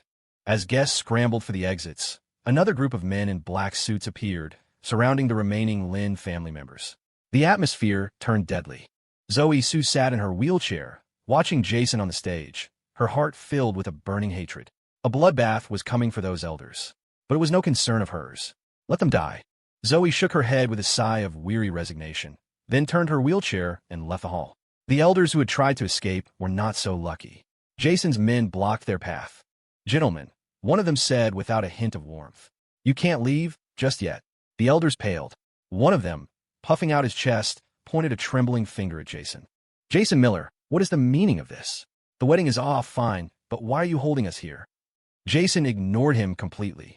He turned to Vivien and Brooke, his voice softening. Vivien, why don't you take Brooke backstage for a bit? This place is a little dirty. I need to take out the trash. I'll be with you shortly. Vivien, sharp as ever, saw the flash of killing intent in his eyes. She nodded. Of course. Make sure you get it all. But Brooke clung to his arm. No, I don't want to go, she said, her voice a playful pout. I want to stay with you. Jason sighed, but a fond smile touched his lips. He stroked her hair. All right then, pay attention. I'm only going to teach you this once. This is how you eliminate your enemies. He turned back to the elders, his eyes turning to black ice. A chilling smile spread across his face. He waved a hand to his men. Lock the doors, he commanded, his voice dropping to a lethal whisper. Leave no one alive. One of his men hit the main breaker, plunging the grand ballroom into absolute darkness. Panic erupted among the elders. Jason, what are you doing? They screamed. Their only answer was the sound of movement in the dark, then the wet, tearing sound of blades finding flesh. The air filled with screams, the metallic scent of blood, and the final, gurgling curses of dying men. You're a monster, Miller. The NYPD will hang you for this. Through it all, Jason stood impassively. He covered Brooke's eyes with his hand. Don't look. It's too messy. But Brooke pried his fingers apart, her eyes wide with a mixture of novelty and exhilaration. "Why didn't you tell me we could just kill them all?" she whispered excitedly. "If I'd known, I would have just run them all over with my car." She pumped a small fist in the air. Then she frowned. "But what about the cops? How do we explain this?" Jason shook his head, looking down at the impulsive, bloodthirsty girl in his arms. "It's not that simple," he explained patiently. "I've already arranged for a professional cleaning crew to handle the scene. They'll make sure not a single trace is left behind. But that kind of service doesn't come cheap." Brooke's eyes widened, first in surprise, then in admiration. "Wow, I'm learning so much. Next time, I'll know what to do." A cold sweat trickled down Jason's spine. "Oh God," he thought. "What have I done? Have I corrupted her? What if we get into a fight and she decides to run me over with her car?" He instantly regretted his little lesson, but his goal had been accomplished. After today, no one in the Lynn group would ever dare to cross Brooklyn again. He had helped her seize control. At Echelon HQ, Annieland's phone buzzed with a new assignment. She read the message and blinked. "Clean up at the Golden Garden Grand Ballroom. Multiple bodies. Isn't that the venue for the big Brooke Lynn and Quinton Carrington wedding?" She thought. Professionalism overriding curiosity. She sent a quick message to Bianca. "Bianca, got a job. Body disposal at the Golden Garden Ballroom. Need you there in 10. "Good," Annieland texted back. "Client says it's a high body count, so I'm sending a partner to assist you. Play nice." Bianca, who was driving, glanced at her phone. Her brow furrowed. She'd heard the rumors about the wedding and had been morbidly curious. She never expected to get involved in this capacity. But a job was a job. "On my way," she replied. "Good," Annieland texted back. "Client says it's a high body count, so I'm sending a partner to assist you. Play nice." "No problem," Bianca typed, then tossed her phone aside and accelerated toward the venue. She pulled up to the ballroom just as a young, eager-looking girl was arriving. When the girl saw Bianca get out of the car, her face lit up like she was meeting a rock star. "Oh my God, you're Bianca Sterling," the girl gushed, rushing toward her. "I can't believe it. I'm your biggest fan. I get to work a job with my idol. This is the best day of my life." Bianca was taken aback by the girl's enthusiasm. She managed a tight, awkward smile. "No pictures. It's against organization policy. Didn't Lon teach you the rules? Let's just focus on the job." She quickly pulled on a mask and a pair of dark glasses, obscuring her face, then walked to the ballroom's main doors and knocked. Inside, one of Jason's men reported, "Sir, the ET cleaners are here." Jason nodded. "Let them in." He turned to Brooke. "You can't do this in a wedding dress. I'll take you to the dressing room to change." Brooke nodded meekly, and they headed for the back. The heavy doors creaked open, and Bianca stepped inside. The sight that greeted her stopped her in her tracks. The floor was littered with bodies, pooled in cooling blood. The stench was overpowering. Bianca's brow furrowed. A high society wedding had turned into a slaughterhouse. What the hell happened here? And who did this? "Brooke Lynn?" One of Jason's men approached her. "You're from Echelon? All the targets are here. Our boss wants this place spotless in 30 minutes. No traces." Bianca's professional demeanor snapped back into place. She nodded and began efficiently laying out her cleaning supplies. She glanced back at the rookie, who was still standing frozen in the doorway, her face pale. "Hey, stop staring and get over here. We're on a clock." The girl, whose name was Kiki, seemed to break from a trance. "Sorry, I've just never seen so many dead people before." Bianca's suspicion flared. This girl is as green as they come. But there was no time to question her now. She patiently started showing Kiki how to properly sanitize a crime scene. To her credit, the girl was a fast learner. As they worked, Bianca's eyes kept drifting toward the dressing room at the back of the hall, where several of the black-suited guards were posted. Her curiosity piqued. Who's in there? Slowing her work, she began to subtly make her way closer, trying to remain unnoticed. Inside the dressing room, Brooke had just disappeared into a changing stall.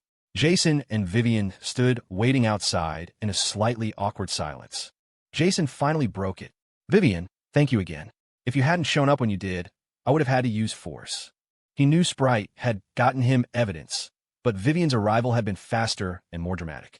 Vivien smiled, her expression warm and forgiving. "Don't thank me," she said softly. "It's what I should have done. I was hoping this could make up for some of my past mistakes. About that night, I was drunk. I asked my secretary about it later.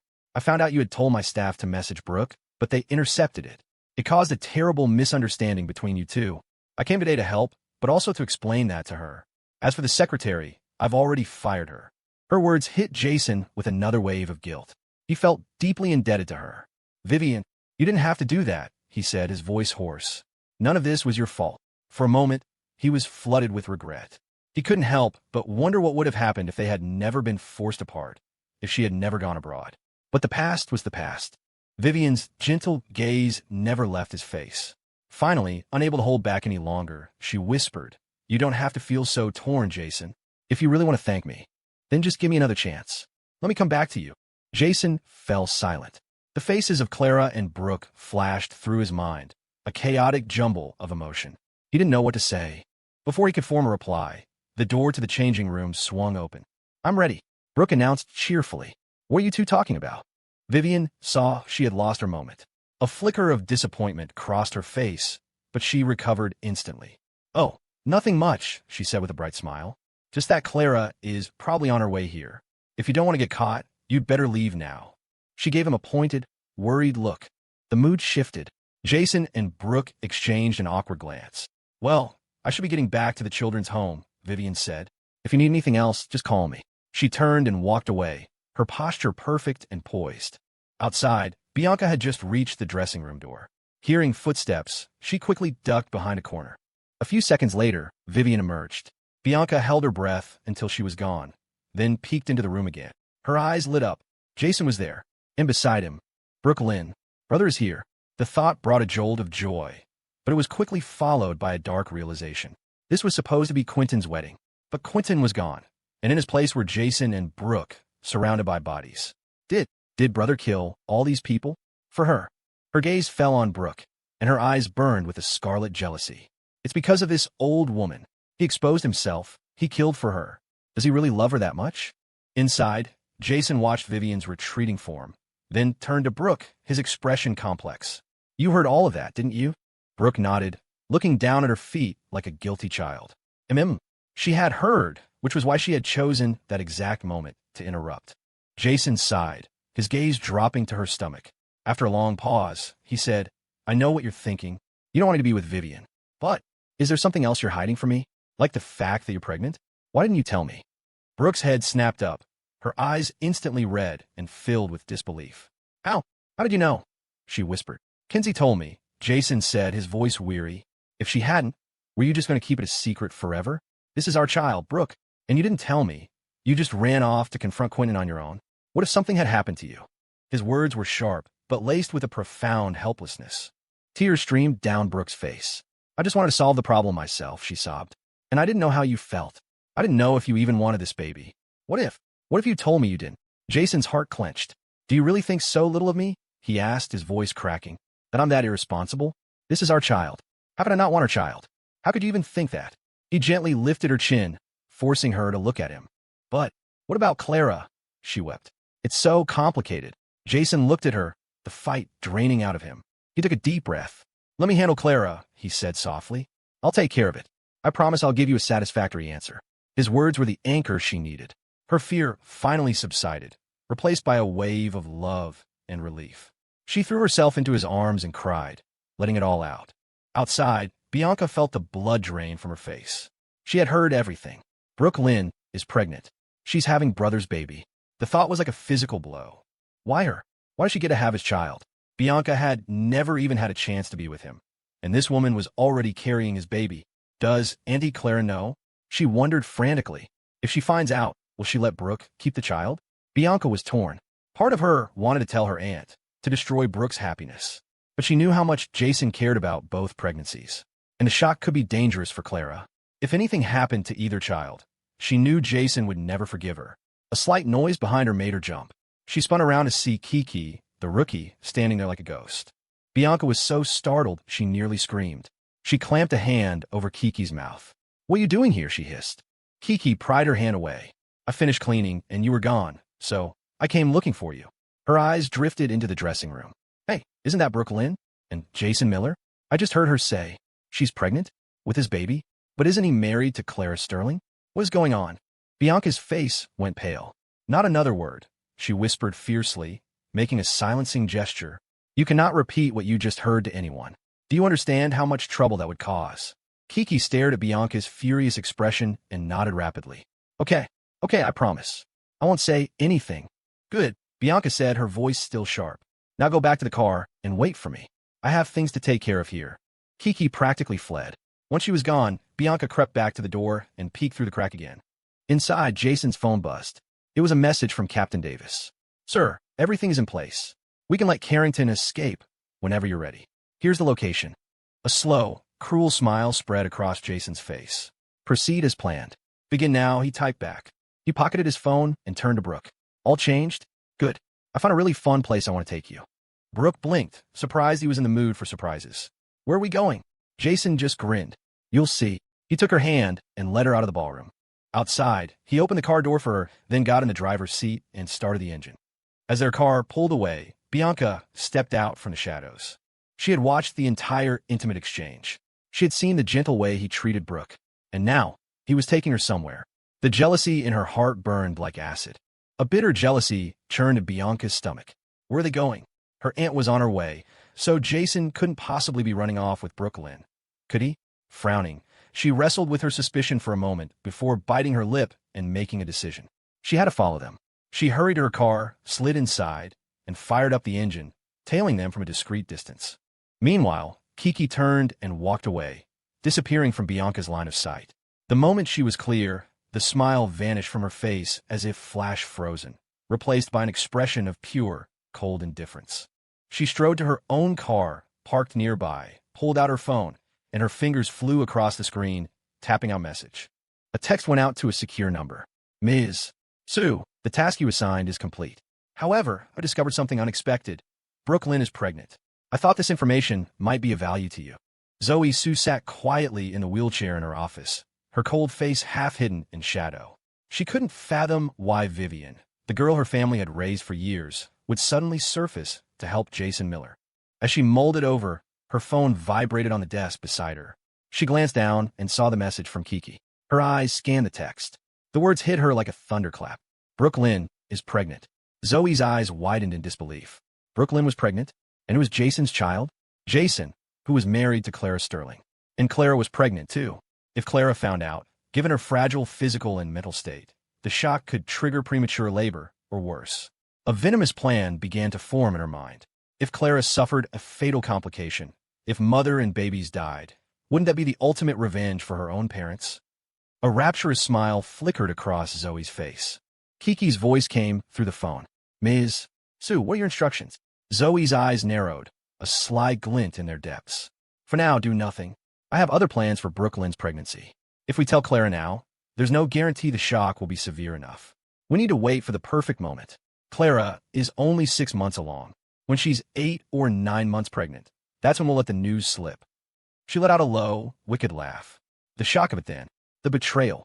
She might not be able to handle it. She could lose everything. It would be perfect. Zoe's tone became sharp again. "In the meantime, stay inside Echelon. Keep a close watch on Bianca Sterling. Don't let her suspect a thing, and don't let her interfere with my plan.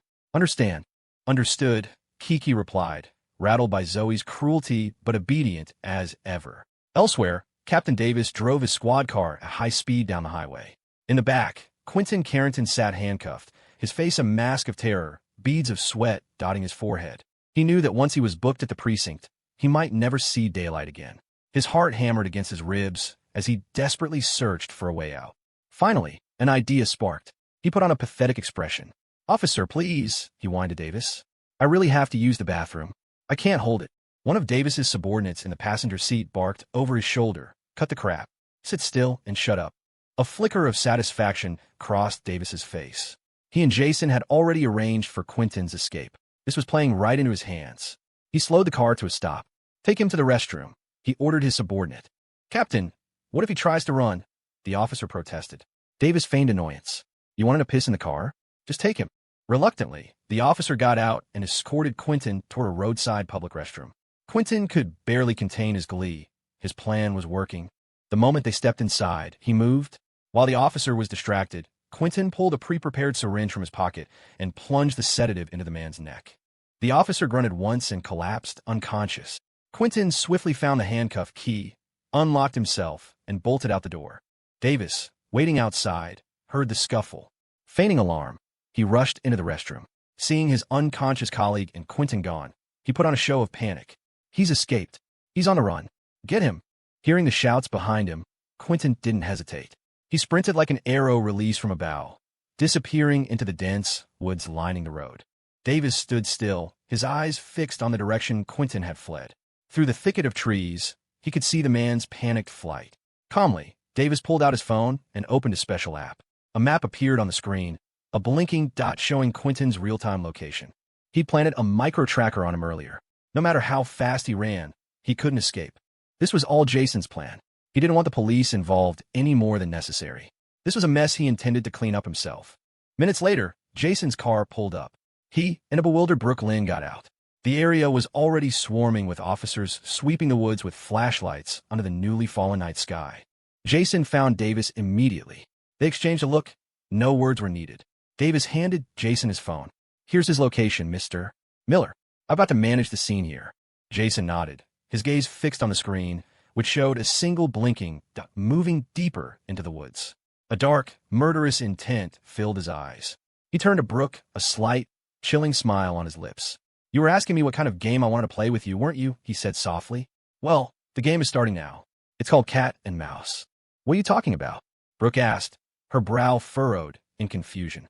Ignoring her, Jason handed the phone to one of his men who had just arrived. "Stay on this signal," he commanded, his voice cold. "Find our mouse before the cops do." "Yes, sir," the man said, turning and disappearing into the woods. Jason stared after him, a thoughtful look on his face. His relationship with Clara had started as a game of cat and mouse, too. Back then, it had been fun playing the cat. He wondered if he was becoming the very monster he'd once toyed with. Meanwhile, Quinton Carrington crashed through the forest like a cornered animal. The sounds of pursuit, shouts, and snapping twigs sent waves of terror through him. He found a dark hollow and huddled in it, his hands trembling as he tried to dial one of his contacts for help. His fingers shook so badly he couldn't even type the number. Suddenly, a large shadow fell over him. He spun around. Several of Jason's men stood there silently, guns leveled at his head. Quinton froze, his body shaking uncontrollably. He looked past them and saw Jason approaching, one arm wrapped possessively around Brooklyn's waist, the other hand casually tucked in his pocket. A cold, terrifying smirk played on his lips. He stopped in front of Quinton, looking down at him with utter contempt. Well, Mr. Carrington," Jason drawled, his voice dripping with ice. "Who were you in such a hurry to call?" Jason's arm tightened around Brooke's waist, his eyes like daggers fixed on Quinton. "You, stay away from me." Quinton stammered, his face as white as a sheet. He clutched his phone, but it was too late. He was trapped. In a final act of desperation, he managed to dial Zoe Sue's number. "Ms. Sue, please, you have to help me," he pleaded, his voice cracking. On the other end, Zoe frowned. She hadn't expected Quinton to be caught so quickly. She had no intention of getting involved now. "I'm sorry, Mr. Carrington," she said coolly. "There's nothing I can do." "You bitch," he screamed, enraged. "You're leaving me to die? It was you who told me to." Zoe's voice turned to steel. "Mr. Carrington, I suggest you think very carefully before you finish that sentence." Just then, Jason's men lunged forward, pinning Quinton's arms. Jason calmly took the phone. Seeing Zoe's name on the screen, he let out a cold laugh. "Ms. Sue," he said into the phone. "You certainly do love to meddle, don't you? You seem to pop up everywhere." Zoe maintained her composure, her voice a mask of innocence. "Mr. Miller, you must have me mistaken for someone else. I barely know the man." Jason didn't believe her for a second. With another chilling laugh, he hung up the phone. He turned to Quinton, his face devoid of emotion. "Tie him up. We're leaving." "Where are you taking him?" Brooke asked, her eyes wide with confusion. Jason just gave her a mysterious smile. Back in her office, Zoe ended the call and immediately turned to her assistant. "Find a location of Quinton Carrington's phone, right now," she commanded, "and send the coordinates to Clara Sterling." A sly, anticipatory smile spread across her face. The real show was about to begin. At that moment, Clara sat in her car, radiating a palpable, murderous aura. Her beautiful face was a tight mask of fury, her eyes sharp as knives, staring straight ahead. Her men had been searching for Jason, but he was nowhere to be found. Just then, her phone chimed with an incoming message. She glanced down. It was a location, sent from an unknown number she knew belonged to Zoe Sue. Without a word, she urged her driver forward. Before long, they arrived at a desolate stretch of coastline. Clara got out of the car, frowning. In the distance, brilliant fireworks exploded over the dark water, painting the sky in dazzling colors. Sprite and Ava stood beside her, equally confused. "Ma'am, we're in the middle of nowhere. Who will be setting off fireworks out here? Sprite asked. Clara let out a cold snort, her gaze fixed on the display. The fireworks are a distraction, a cover for something else. Like a gunshot, Brooke and Jason had to be just ahead. The thought that Jason would go to such lengths for Brooke sent a fresh wave of fire through her veins. She had been too lenient with him. He had not only defied her, but he had left her for that woman. She could tolerate Brooke's presence, but she could not tolerate him caring about her this much. Caring to the point where Clara felt she ranked a distant second. That was unbearable. Get me over there. Now, Clara commanded through gritted teeth. Ava hesitated for a split second before obeying, steering the car toward the source of the fireworks. The night air was still, broken only by the gentle lapping of waves against the rocks. Jason stood impassively, watching as his men sealed Quinton Carrington's body inside a large concrete drum. With a great heave, they rolled the heavy container to the water's edge and pushed it in. It sank quickly, vanishing into the black depths as if it had never existed. Brooke, however, was staring up at the sky, her eyes filled with tears of joy. The brilliant explosions seemed to light up the world just for her. Jason, she whispered, her voice trembling. Is this the surprise you had for me? Tears streamed down her cheeks, a mix of relief and adoration. Thank you. I don't know what I would have done today without you. The dam of her emotions finally broke. She threw herself into his arms, sobbing uncontrollably. Jason held her tight, his heart aching for her. Why are you crying? Don't you like the fireworks? He murmured, stroking her hair. It's okay, don't cry. I'm sorry, but I promise from now on, I'll never let anyone hurt you again. But you have to promise me something, too. If anything like this ever happens again, you have to tell me immediately. Okay. His words only made her cry harder, though now they were tears of pure gratitude. He had always been a man of his word. For him to say this meant he had finally, truly accepted her. How could she not be moved? It was almost too much to believe. She had achieved something even Clara Sterling couldn't. This isn't a dream, is it? She whispered, her voice thick with disbelief. How can anything be this perfect? A wave of tenderness washed over Jason. He gently cupped her face, his thumb stroking her cheek. It's not a dream, you idiot. This is all real. He smiled, a look of genuine affection in his eyes. Do you mean it? She sobbed. You won't leave me again? We can really be together forever. Of course I mean it, silly, he said, his voice firm. From now on, no matter what happens, I'll always be by your side. He hadn't even finished the sentence when Brooke surged up and kissed him, her tears mingling with theirs. Her small, trembling body was a vessel of pure, desperate love. Her lips were soft against his, the kiss clumsy but full of a raw, burning passion. Jason felt her ardor and was filled with a deep sense of compassion. He couldn't bear to see her straining on her tiptoes, so he wrapped his arms around her, lifting her slightly as he returned the kiss. Their lips met, their breaths mingling in the cool night air. Above them, the fireworks continued to burst in silent, spectacular displays of color, bathing them in an ethereal glow. In that moment, with the sound of the waves and the light of the explosions, it felt as if time itself had stopped just for them.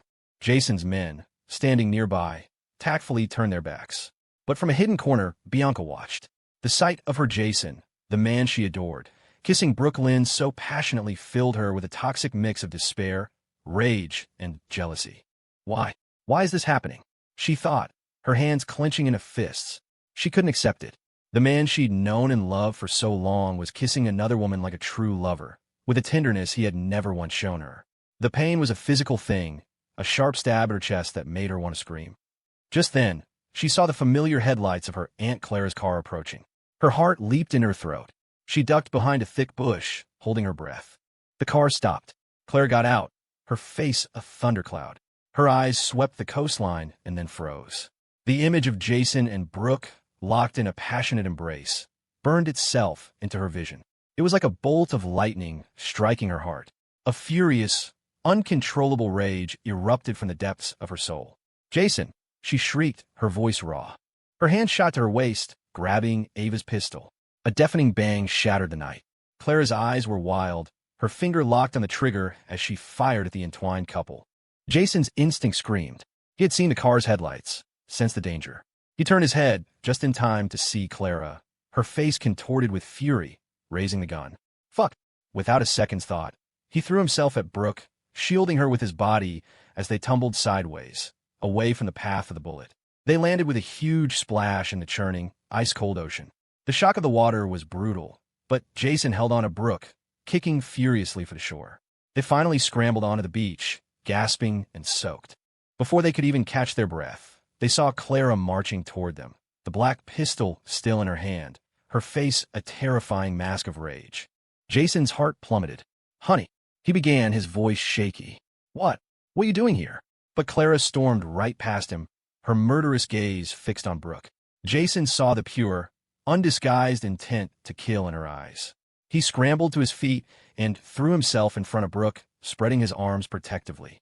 He knew, with absolute certainty, that if he didn't stop her, Clara would kill Brooke without a moment's hesitation. Seeing him defend her rival sent Clara into an even deeper rage. "Jason, you're going to explain to me, right now, what the hell you two were doing." She raised her hand to slap him, a sharp, ringing blow. He didn't flinch, bracing for the impact. "If it makes you feel better." But her hand stopped short of his face. Instead, her fingers clamped around his throat, squeezing hard. "Am I not allowed to be here?" she hissed, her voice shaking with fury. "Were you doing something you didn't want me to see? Do you really think I wouldn't dare to kill you, Jason?" He struggled to breathe. "I'm sorry, Clara," he rasped. "It's my fault. This has nothing to do with Brooke. If you're angry, take it out on me." Her grip tightened. She turned her blazing eyes on Brooke. "Fine. Brooke Lynn, after all I did for you, helping you with your family's company, this is how you repay me? By seducing my husband." Brooke, stunned and terrified, finally found her voice, though it trembled. You did help me, but I made you a promise in return, didn't I? And as for Jason, yes, he's married to you now, but I was with him first. He broke up with me, but I never agreed to it. So technically, I'm not the other woman." The words were like gasoline on a fire. "You have the nerve to say that to my face." Clara screamed, her voice cracking. "You shameless bitch.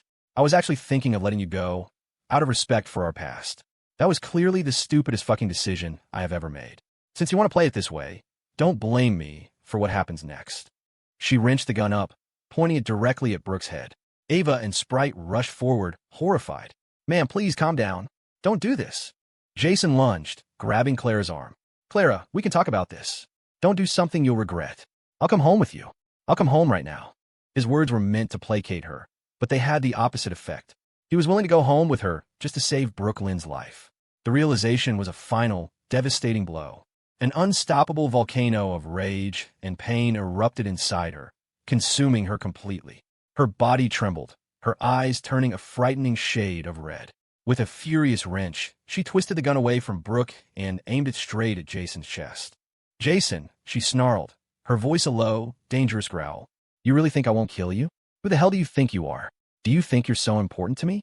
Let me tell you something. You're nothing but a cheating bastard." The raw hatred in her voice was a physical blow. Jason felt a sharp pain in his chest, but he forced himself to stay calm. Okay, I'm a bastard. It's all my fault. But can we please just go home? I'll stay with you, I promise. I'll be there until the babies are born. Whatever you want."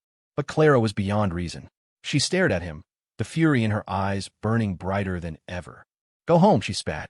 "You just want to distract me, so I'll let her live, don't you? What if I told you I have to kill her right here, right now?"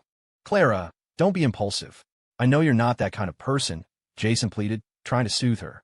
"I can explain everything. Just don't kill her. We can work anything else out, okay? What if I say no?" Clara's voice was dangerously low. "Explain? You were kissing her. How are you going to explain that? Today you have two choices. Either you die, or she does." She didn't entirely mean it. It was a bluff, a desperate attempt to force him to choose her, to abandon Brooke. If he just stopped protecting the other woman, maybe she wouldn't have to pull the trigger. But Jason's face went pale. He glanced back at Brooke, his eyes filled with worry. He couldn't risk it, not when he knew Brooke was pregnant. He couldn't gamble with Clara's state of mind. After a moment of hesitation, he stepped forward, placing himself squarely between Clara and Brooke. "If someone has to get hurt today, it should be me. This started with me, and I'll take full responsibility," he said, his voice steady. "Clara, if you need to be angry at someone, then kill me." He shielded Brooke completely, a human wall between her and the gun. That single, selfless act shattered what was left of Clara's heart. The sight of him, so fiercely protecting another woman, was a pain more profound than any physical wound. A wave of uncontrollable fury washed over her, turning her vision red. "Ah ha ha!" She threw her head back and laughed, a chilling, unhinged sound. Her beautiful face, framed by the night, was contorted into the mask of a madwoman. She raised the gun again, the black metal gleaming as she pointed it directly at Jason's heart. Fine, she seethed. Since you love her so much you're willing to die for her, then I'll grant your wish. I'll send you both to hell together. And from this day forward, my children will not have a father. Her eyes were bloodshot, her hand trembling as her finger tightened on the trigger. Jason's heart hammered in his chest. His mind raced, desperately seeking a way out of this nightmare. Just as Clara's finger began to squeeze, Brooke, who had been watching in horror, suddenly darted forward. She threw her arms wide, shielding Jason with her own body. "Clara, stop!" she cried. The sudden movement made Clara pause. Seizing the opportunity, Brooke continued, "As long as you promise not to hurt him, I swear I won't see him for the next 3 months. If you have any other demands, whatever they are, I'll do anything you ask." Jason hadn't expected her to do that. He tried to stop her, but it was too late. Clara stared at them, a tableau of tragic devotion. Her husband and another woman, protecting each other like star-crossed lovers.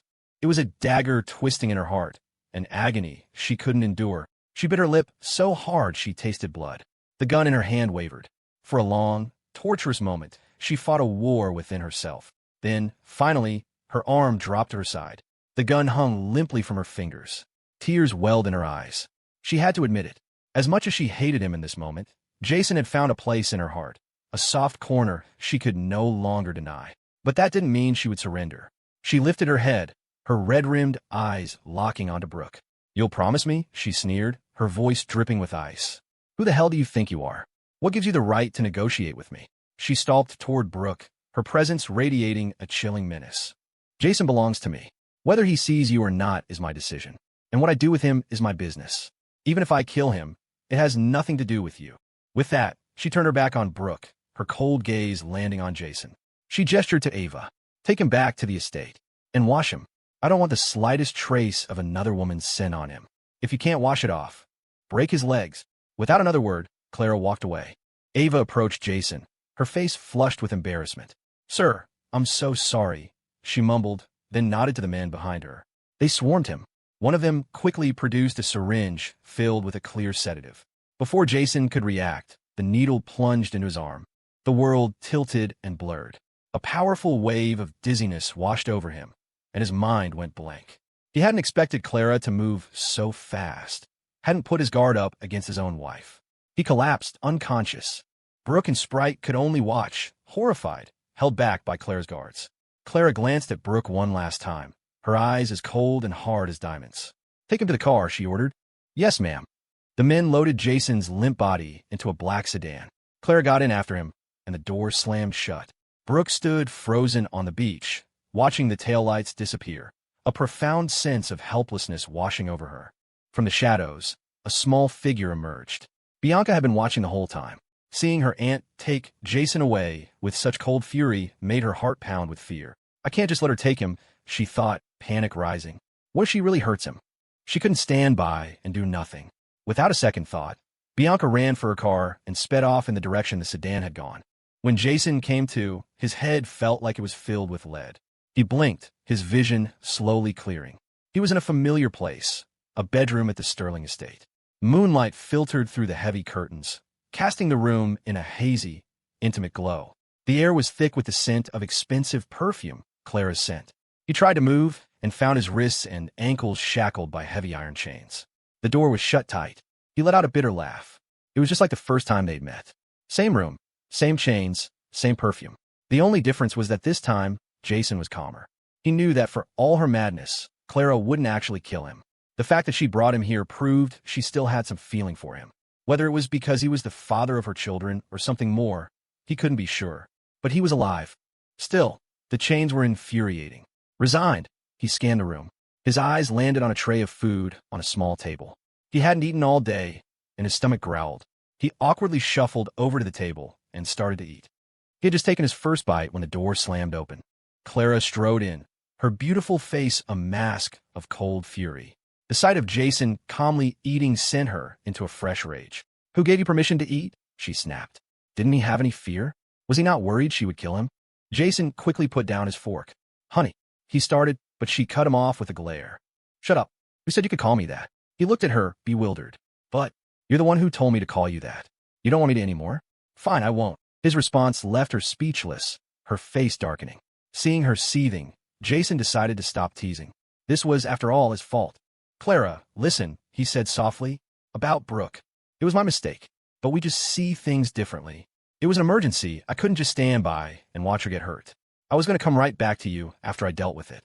I promise. He continued, his voice earnest. And like she said, she's not some homewrecker. It's complicated. All three of us have our reasons. Can't you just try to see it from my perspective? But Clara wasn't listening.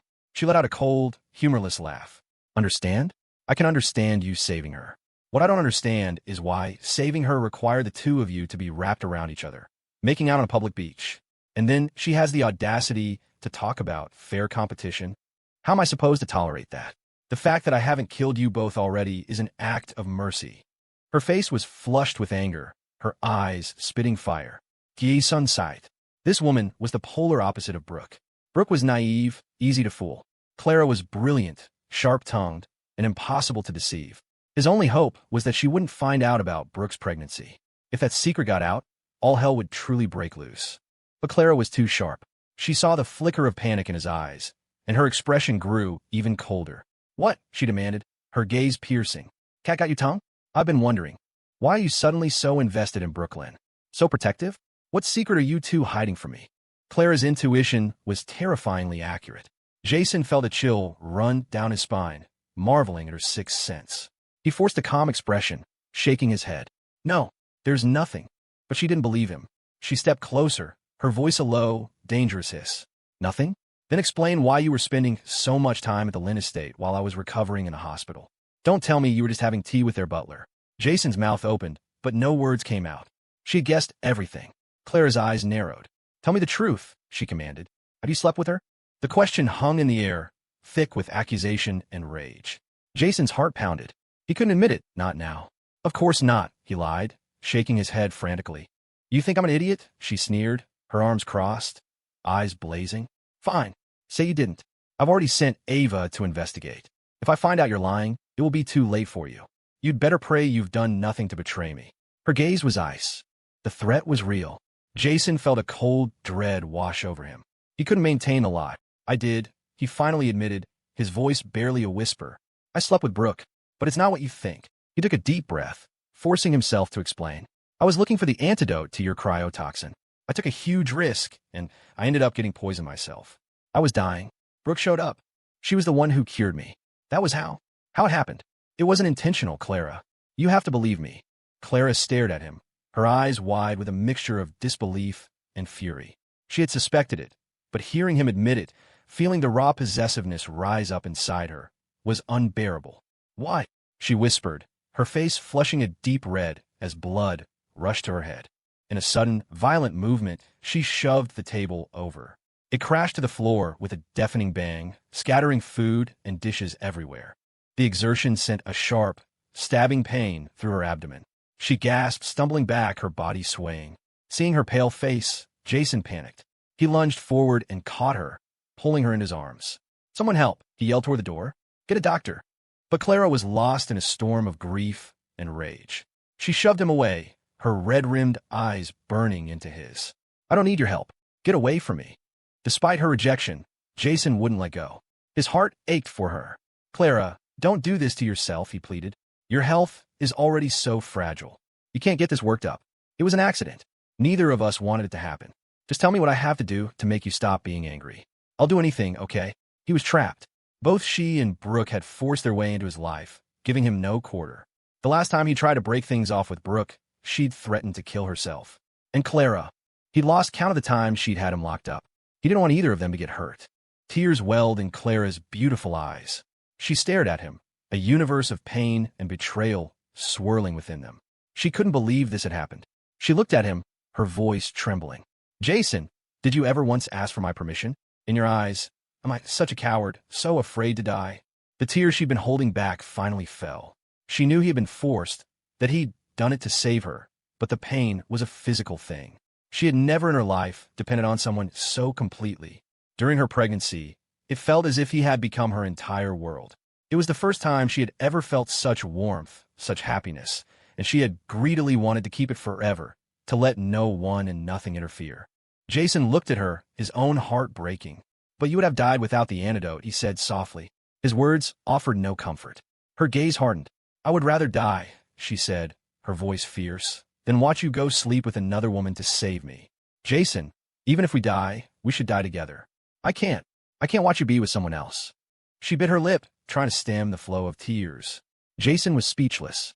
Finally, after a long, painful silence, she spoke again, her voice raw. "Jason, sometimes I really want to kill you." She took a shaky breath. "But I want to be with you forever, even more. I want to have Liana and Lila with you. I want us to never be apart, for you to hold me just like this." Her bloodshot eyes met his, and the words tumbled out, a strange, twisted confession. "Don't you see? Can't you see how much I like you?" "What? What did you say?" Jason was stunned. He had never expected this, never expected such a raw, direct confession from her. He just stared at her, his mind blank. She bit her lip, as if summoning all her strength. "That's right. I like you. Maybe I've never said it before, but what I feel for you is no less than what Brooke feels. But that doesn't give you the right to do whatever you want." She paused, taking another deep breath. "Today, I'm giving you two choices. First, you swear to me, right here and now, that you will never see Brooklyn again. If you break that promise, I will personally make sure she disappears from this world forever. Your second choice is that I kill you right now and get it over with. This is your last chance. Choose." She stood before him, her hands clenched into fists, her gaze locked on his, waiting. Jason was still reeling from her confession. She likes me? She really likes me? He'd sensed something, a certain warmth beneath the ice, but he'd never been sure. Now, looking at her flushed face and unwavering eyes, he knew it was true. And yet, she was staring at him with that same cold, demanding expression. He let out a bitter, helpless sigh. "Clara, can we please not do this?" The words sounded weak even to his own ears. He saw her face darken instantly. She grabbed the chain connecting his cuffs and yanked it hard. The metal bit into his wrists, sending a sharp pain up his arms. Her eyes were red, her voice trembling with a rage that bordered on insanity. "I'm not playing, Jason. You will make a choice. Today." Jason's heart hammered in his chest. This was real, but how could he promise never to see Brooke again? She was carrying his child. Even if he stayed away, she would come looking for him. And if she did, he had no doubt that Clara, in this state, would make good on her threat. He frantically tried to think of a way out. She just confessed she liked him. Maybe he could use that, say something to calm her down. He took a deep breath. "Clara, how about this? I choose a third option. I promise you, I won't see Brooke until after our babies are born. Then, when things have calmed down, we can all sit down together and figure out a solution. What do you think?" He looked at her hopefully, but her expression shifted, her face contorting with a terrifying rage, like a mask of fury being lowered into place. "Jason, do you think I'm a fool?" Her voice was so cold it felt like it could freeze his bones. "Do you enjoy playing games with me?" He instinctively tried to back away, but in the next second, her dangerously beautiful face was inches from his. She let out a laugh that was more of a snarl, a dark, thorny rose full of malice. "Fine. You want a third option?" She purred, her voice dropping to a deadly whisper. "I'll give you one." Her delicate fingers traced his jawline, then tightened, forcing him to look at her. A slow, wicked smile spread across her face. Jason felt like he was being cornered by a predator. Before he could react, her other hand moved down, resting on his stomach. "What are you doing?" "Hey." A flush spread across his face. "Clara, stop messing around. This isn't funny. You're pregnant. You can't be doing." Her eyes were locked on his. Just when he thought she was about to do something reckless, her expression turned chillingly grim. A cold smile touched her lips. You're thinking too much," she said. "Since you're so fond of attracting bees, I'm simply going to remove the flower." Jason was horrified. What? What are you talking about?" A terrible, cold premonition washed over him. Her smile widened, becoming something truly sinister. "It's nothing, really. I just think that Liana and Lila are enough for us. We don't need any more children complicating things. And it would be such a hassle to deal with any accidents in the future. So I thought this would be the perfect opportunity to schedule a small procedure for you. Once it's done, you can stay by my side, and I'll forgive you for everything. Doesn't that sound like a good deal?" Her smile was beautiful and terrifying. Jason's heart stopped. He scrambled backward, his voice trembling. "What? What kind of procedure?" Clara's smile grew colder, more menacing. She let out a soft, chilling laugh. "Oh, just the kind that will prevent any future problems. Don't worry. After this, we'll never have to worry about any unexpected pregnancies ever again." Jason stared at her, his eyes wide with horror. You're taking me to get a vasectomy? Are you insane? You're gonna have me sterilized? He yelled, his voice cracking with disbelief. Clara, you have to be joking. This isn't funny. He couldn't believe what he was hearing. But Clara's eyes were wide and cold, her face a mask of frost. She stared him down, her voice sharp and clear. Who's joking? Do I look like I have time to joke with you right now? Without waiting for an answer, she turned and shouted toward the door. Someone get in here. A moment later, Ava rushed in. Ma'am, what is it? You called. Clara pointed a slender finger at Jason, her lips curled into a chilling smile. Contact the best hospital in the city. Schedule a urology procedure for first thing tomorrow morning. Ava's eyes widened in shock. She glanced nervously at Jason, but one look at Clara's imperious glare was enough. She didn't dare question the order. Yes, ma'am. I'll arrange it right away. She turned and hurried out of the room. Jason felt a wave of panic wash over him. This woman was completely unhinged. What kind of terrifying logic was this? Did she not realize that if the surgery went wrong, her own happiness would be ruined? And he was only 19. His life was supposed to be just beginning. He scrambled toward her, grabbing her sleeve. Clara, please don't do this. It's not a joke. What if something goes wrong? This is about our entire future together. But his pleas fell on deaf ears. She gently stroked his face, a gesture that should have been tender but was filled with icy resolve. Don't worry, darling. I'll find the best doctor in the world for you. I guarantee there will be no complications. Jason stared at her, at the woman who looked so gentle but was now the source of his deepest fears. He couldn't take it anymore. He ripped his arm away from her. I'm not doing it. Forget it. Whoever wants this damn surgery can have it, but it won't be me. I'd rather die. He thrashed against the chains, but his movements only succeeded in making him stumble away from her and fall back onto the large bed. Clara was unfazed. Her face darkened like a stormy sky. A cold, cruel smile played on her lips. Not doing it? I'm afraid you don't have a choice in the matter. She began to walk toward him, her black heels clicking ominously on the floor. Each step was a hammer blow to Jason's heart. He tried to scramble away, but she was on him in an instant, a hand on his shoulder, pressing him down. What? What are you doing? Are you crazy? He yelled. His warning was useless. With a deceptively gentle push, she sent him sprawling back onto the mattress. Before he could even register what was happening, she was on top of him, straddling his waist. He looked up into her stunning face, which was now twisted into a cold, triumphant smirk. Crazy, she whispered, her lips just inches from his. Yes, perhaps I am. So what? He was pinned, completely helpless. And then, to his horror, she pulled out a pistol and pressed the cold barrel firmly against his forehead. Her smile was a terrifying thing, beautiful and chilling. I gave you 3 choices, remember? This is the 3rd one you picked. Her voice was as cold as the gun. So decide. Die. Or you get on that operating table with me tomorrow. It's up to you. A cold sweat broke out across Jason's back. He looked into the eyes of this woman he thought he knew. This possessive, unhinged creature had tried one last time to reason with her. Honey, please don't be like this. Didn't you just say? You said you love me? What if the surgery fails? How are we supposed to? You know, be husband and wife after that. Clara laughed, a sound devoid of humor. Be husband and wife? Don't make me laugh.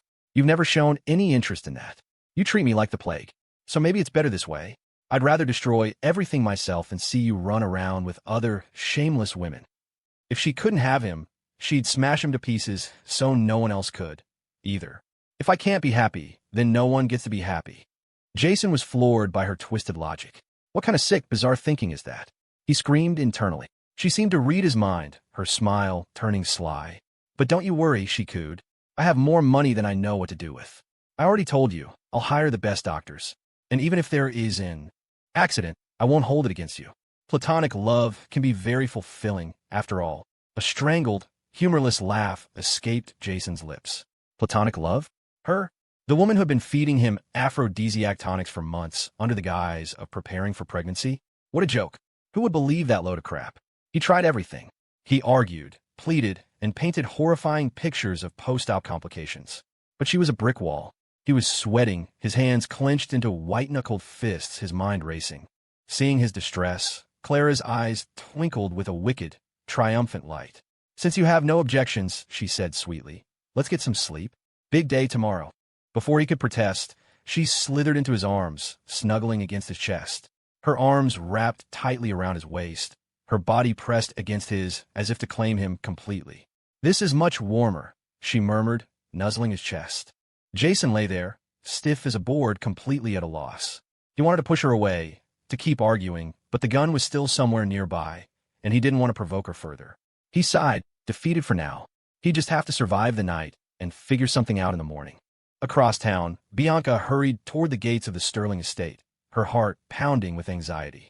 The massive gates were shut tight, flanked by stone lions that looked menacing in the dim light. She'd assumed she could walk right in. She was Clara's beloved niece, after all. But as she approached, several large, grim-faced bodyguards materialized out of the shadows, forming an impenetrable wall. "I'm sorry, Miss Sterling," one of them said respectfully but firmly. "Mrs. Sterling is not seeing anyone today." Bianca stared at them, incredulous. "Are you serious?" "It's me, Bianca. My aunt would never refuse to see me." "You must be mistaken." The guards remained impassive. "Our orders are clear, miss. No one gets in." Bianca paced frantically, her mind racing. She was terrified of what Clara might do to Jason. She tried pleading. "Please, you don't understand. It's an emergency." But they were like statues. Just as she was about to lose hope, she spotted a familiar figure in the garden, just inside the gates. It was Ava. "Ava! Ava!" Bianca yelled, rushing to the gate and rattling the bars. Ava heard her and walked over, a confused look on her face. "Miss Sterling? What are you doing here?" Bianca couldn't tell her the real reason. I was worried about my aunt, so I came to check on her," she stammered. "But these guards won't let me in." Ava sighed, glancing at the unmoving guards. "Mrs. Sterling gave the order herself. There's nothing I can do. You should probably go home, Miss Sterling." She gently tried to guide Bianca away from the gate. Bianca resisted, her heart sinking. Just as Bianca was about to protest again, Ava stopped her with a look. She glanced around to make sure they weren't being overheard, then leaned in close, her voice a low, urgent whisper. "Miss Sterling, I know you're friends with Mr. Miller. There's something I have to tell you. I shouldn't be saying this to an outsider, but I'm really worried. I'm afraid she's going to do something she'll regret." Bianca's eyes widened. "What is it, Ava? What's she going to do?" Ava hesitated, biting her lip. She's planning on taking him to get a vasectomy tomorrow morning.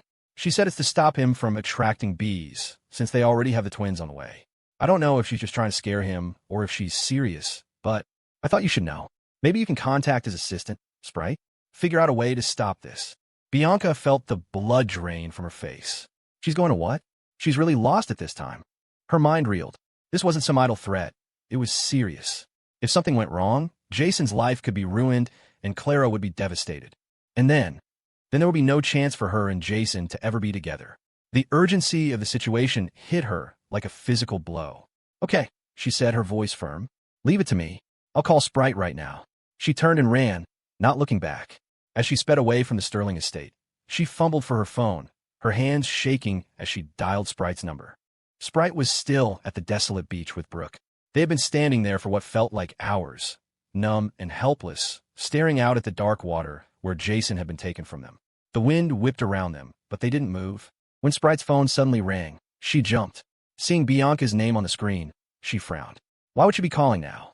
"Miss Sterling?" she answered, her voice tense. "Is everything okay?" Bianca's voice came through the speaker, frantic and breathless. "It's about Jason. I just found out. My aunt, she's taking him to get a vasectomy tomorrow morning. It's insane. We have to stop her. Where are you? I'm coming to get you. We need to come up with a plan now." Sprite felt like she'd been struck by lightning. Her eyes grew wide, her mouth falling open. "What? Is she crazy? A vasectomy? That's unbelievable." Brooke, standing right next to her, had heard every word. Her face went from pale to flushed in a second. She grabbed the phone. "What did you say?" "Bianca, don't you dare spread rumors. Clara would never do that. She loves him. There has to be a misunderstanding." Bianca, who hadn't realized Brooke was there, exploded. "Believe what you want. I was calling Sprite, not you. If you're not going to help, then stay out of it." She was about to hang up, but the thought of Jason in danger overrode Brooke's pride. Her bravado crumbled. "Wait, don't hang up," she cried. "Okay, I believe you. What do we do?" In a crisis like this, their rivalry seemed petty and insignificant. Bianca's tone softened slightly. "Stay where you are. I'm on my way." Brooke sighed in resignation. "Okay." She knew better than to press Bianca for details now. She and Sprite stood on the side of the road, the cold wind feeling no colder than the dread in their hearts. A few minutes later, a black car screeched to a halt in front of them. The window rolled down to reveal Bianca's pale, determined face. "Get in," she ordered. They scrambled into the car without a word. Bianca drove to a quieter spot and pulled over, I just spoke with Ava. She began, her voice low and serious. My aunt is taking Jason to Midtown General tomorrow morning. That hospital is owned by the Luo family, but I don't know anyone there, and DR. Luo isn't on staff. My aunt knows they're friends, so she'll be on guard. Do either of you know anyone who can help us? Brooke's eyes lit up. I do. My friend Kinsey. Her cousin Lindsay works there. DR. Lindsay Luo. A wave of relief washed over Bianca. Okay, can you get her to be on the surgical team tomorrow? If we can get her in there, we might be able to get Jason out while my aunt is stuck in the waiting room. Yes, Brooke said without hesitation, her voice filled with newfound confidence. Lindsay is the heir to the Luo medical legacy. She can get in anywhere. Good, Bianca said, nodding. Then for now, we put our issues aside. We're a team. Brooke, call your friend. Tell her to be at the hospital first thing in the morning. We're getting Jason out of there. For now, let's get a hotel nearby. We need to be rested for tomorrow. Brooke and Sprite nodded in agreement. Though their hearts were still heavy with worry, they now had a plan. And for the first time all night, a glimmer of hope. The next morning, Jason woke to the soft light of dawn. He shifted slightly and realized he was in bed next to Clara. He held his breath, studying her sleeping form. Her long lashes fluttered against her cheek, her pink lips slightly parted. Even in sleep, she was breathtaking. But he had no time to admire her. He had to get out. Moving with painstaking slowness, he slid out of bed, his feet landing silently on the plush carpet. He crept toward the door, every nerve on high alert. He reached for the doorknob, his fingers just brushing the cool metal when he felt it. The cold, unmistakable pressure of a gun barrel against the back of his head. His body went rigid. A low, amused voice whispered in his ear. Going somewhere, darling. Me? Go somewhere. Jason forced a laugh, his smile feeling brittle and fake. Of course not. I was just getting up to make you breakfast. Why are you awake so early? You should rest. I'll make you something special, I promise. He tried to peek at her out of the corner of his eye. After all this, he was getting frighteningly good at improvising. Clara had been awake the whole time, feigning sleep to see what he would do. She had to admire his nerve. Why, to eat the breakfast you're making, of course, she purred, playing along. I've been looking forward to it all night. Don't disappoint me, darling. The saccharine endearment, paired with the gun, sent a shiver down his spine. He looked at her cold, beautiful face and felt his back grow damp with sweat. Stop standing there like an idiot, she said, her voice devoid of warmth. Get my clothes from the closet and help me get dressed. The retort, can't you do it yourself, died on his lips as his gaze fell on her swollen belly, now more than 6 months along. That was a child in there. With a sigh of resignation, he walked to the closet. He opened the doors and saw several tiny, delicate outfits hanging inside. Pink onesies for a baby girl, embroidered with little flowers. He couldn't help but pick one up, a gentle smile touching his lips. Did you buy these? They're cute. They'll look perfect on Liana and Lila. Clara's expression soured. Yes, I bought them. And what if I did? If I hadn't, you probably would have forgotten they even exist. Her voice rose, laced with anger and hurt. While I was buying these, what were you doing? Playing house with Brooklyn. Jason flinched as if struck. He'd been an idiot to even ask. He opened his mouth to explain, to apologize, but no words came. He had been neglecting her, this woman carrying his children. The guilt was a heavy weight in his chest. Seeing his silence, her fury intensified. He finally looked up, his eyes full of remorse. Clara, you're right. I was wrong. But I promise you from now on, I'll take care of you and the babies. I won't let anything happen to you. She laughed a cold, bitter sound. Save it. You should be more worried about whether you'll walk out of that surgery today in one piece. He took a step toward her, but his path was blocked by her icy glare. The air in the room grew thick with tension. He was cornered, silenced by his own guilt. He had been forced into this marriage. Yes, but looking at her now, seeing the exhaustion and the strength in her eyes, he felt a profound shift inside him. Clara, he said, his voice quiet but firm. You won't have to do this alone anymore. I'll take care of everything. I'll be the husband and the father I'm supposed to be. He turned back to the closet and found a white lace nightgown. He walked over to her and gently unbuttoned the one she was wearing. His fingers brushed against her warm skin, sending a jolt through him. As he slipped the fresh nightgown over her shoulders, his eyes fell on her round belly, and his movements became infinitely more tender. Clara watched him, her cold facade cracking for just a moment. Tears pricked her eyes. She hadn't expected this gentleness from him. But then, her gaze drifted to his lips. There, at the corner of his mouth, was a small, broken patch of skin, a tiny bead of blood welling up. It was as red and as damning as a brand. The image of Jason and Brooke kissing on the beach flashed in her mind, and she knew, with sickening certainty, that this mark was Brooke's. A possessive, all-consuming fire ignited in her soul. Her vision turned red. Her eyes, moments ago soft with tears, now burned with a terrifying, wild intensity. Jason was hers. Hers alone. No one else was allowed to touch him. He was still focused on tying the sash of her nightgown, completely oblivious to the storm brewing above him. But his instincts screamed a warning. He slowly looked up. Before he could react, her hand shot out, clamping around his neck. She slammed him back against the wall. His head hit the plaster with a dull thud. Before he could process the shock, her mouth was on his a brutal, possessive kiss that was more of an assault. She bit down, hard, on the exact spot where Brooke's mark was. He cried out in pain as the taste of his own blood filled his mouth. He pushed her away, wiping the fresh blood from his lip. "Clara, what the hell? Are you crazy?" He looked into her eyes and saw a madness there that chilled him to the bone. It was pure, undiluted possession. She slowly raised a finger to her own lips, smearing the blood she'd taken from him. A slow, predatory smile spread across her face. "I'm not doing anything," she whispered, her voice a low, dangerous purr. "You were just a little dirty. I was cleaning you up." The sight of his blood on her skin seemed to intoxicate her. Her sanity frayed and snapped. She stared at him like a wolf staring at its prey, an insatiable hunger in her eyes. The blood had a sweet taste, an irresistible lure that shattered the last of her control. He stared back, horrified, as she leaned in again, her intentions clear. She wasn't just going to kiss him. She was going to devour him. Just as her lips were about to touch his again, a sharp knock came at the door. "Ma'am, breakfast is ready," Ava's voice called out. She walked in a second later, then froze, taking in the scene. Her face turned bright red. "Oh, I'm so sorry. I'll come back later." She turned to flee. The interruption was like a splash of cold water.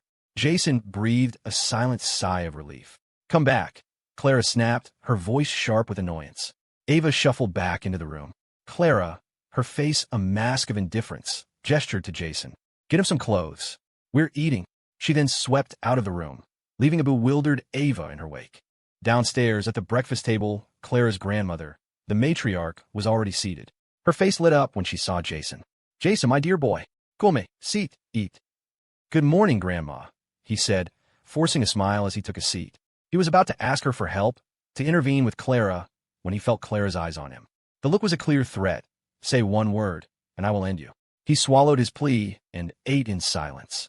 The matriarch noticed the icy tension between them.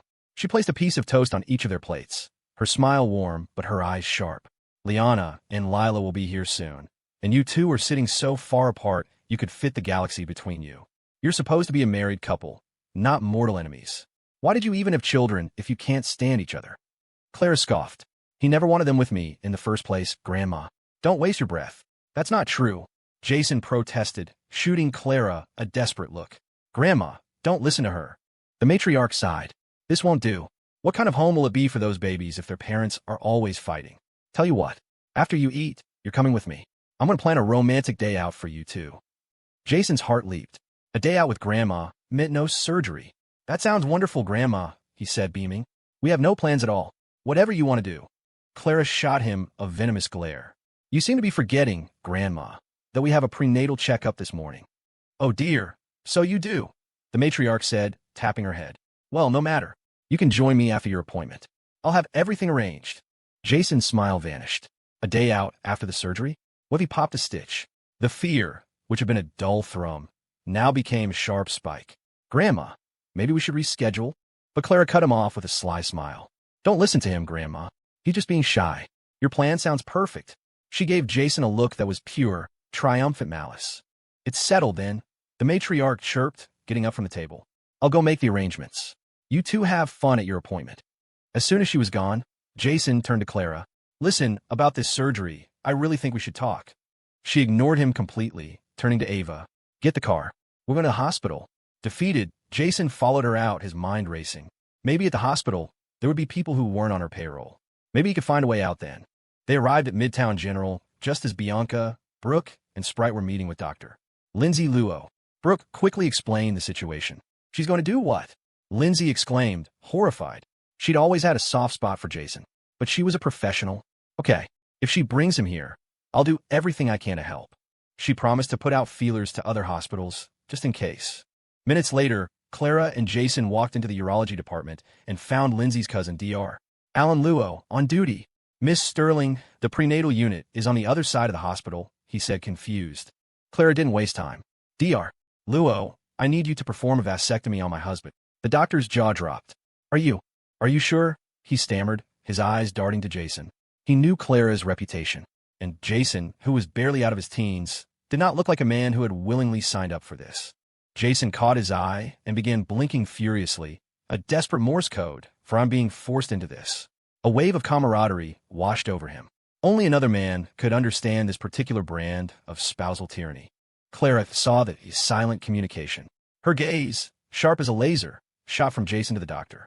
Is there a problem, doctor? She asked, her voice dangerously soft. Dr. Luo broke out in a cold sweat. He was terrified of her. No problem at all, he said, forcing a pained smile. Of course we can do the procedure. Mr. Miller, if you'll just come with me for some blood work. Clara watched like a hawk as Dr. Luo drew Jason's blood. Jason continued his frantic eye signaling. I can't help you, Mr. Miller, Dr. Luo whispered when Clara was distracted for a second. She'll have me killed. Literally. Doctor, is everything ready? Clara called out. Yes, Miss Sterling. Dr.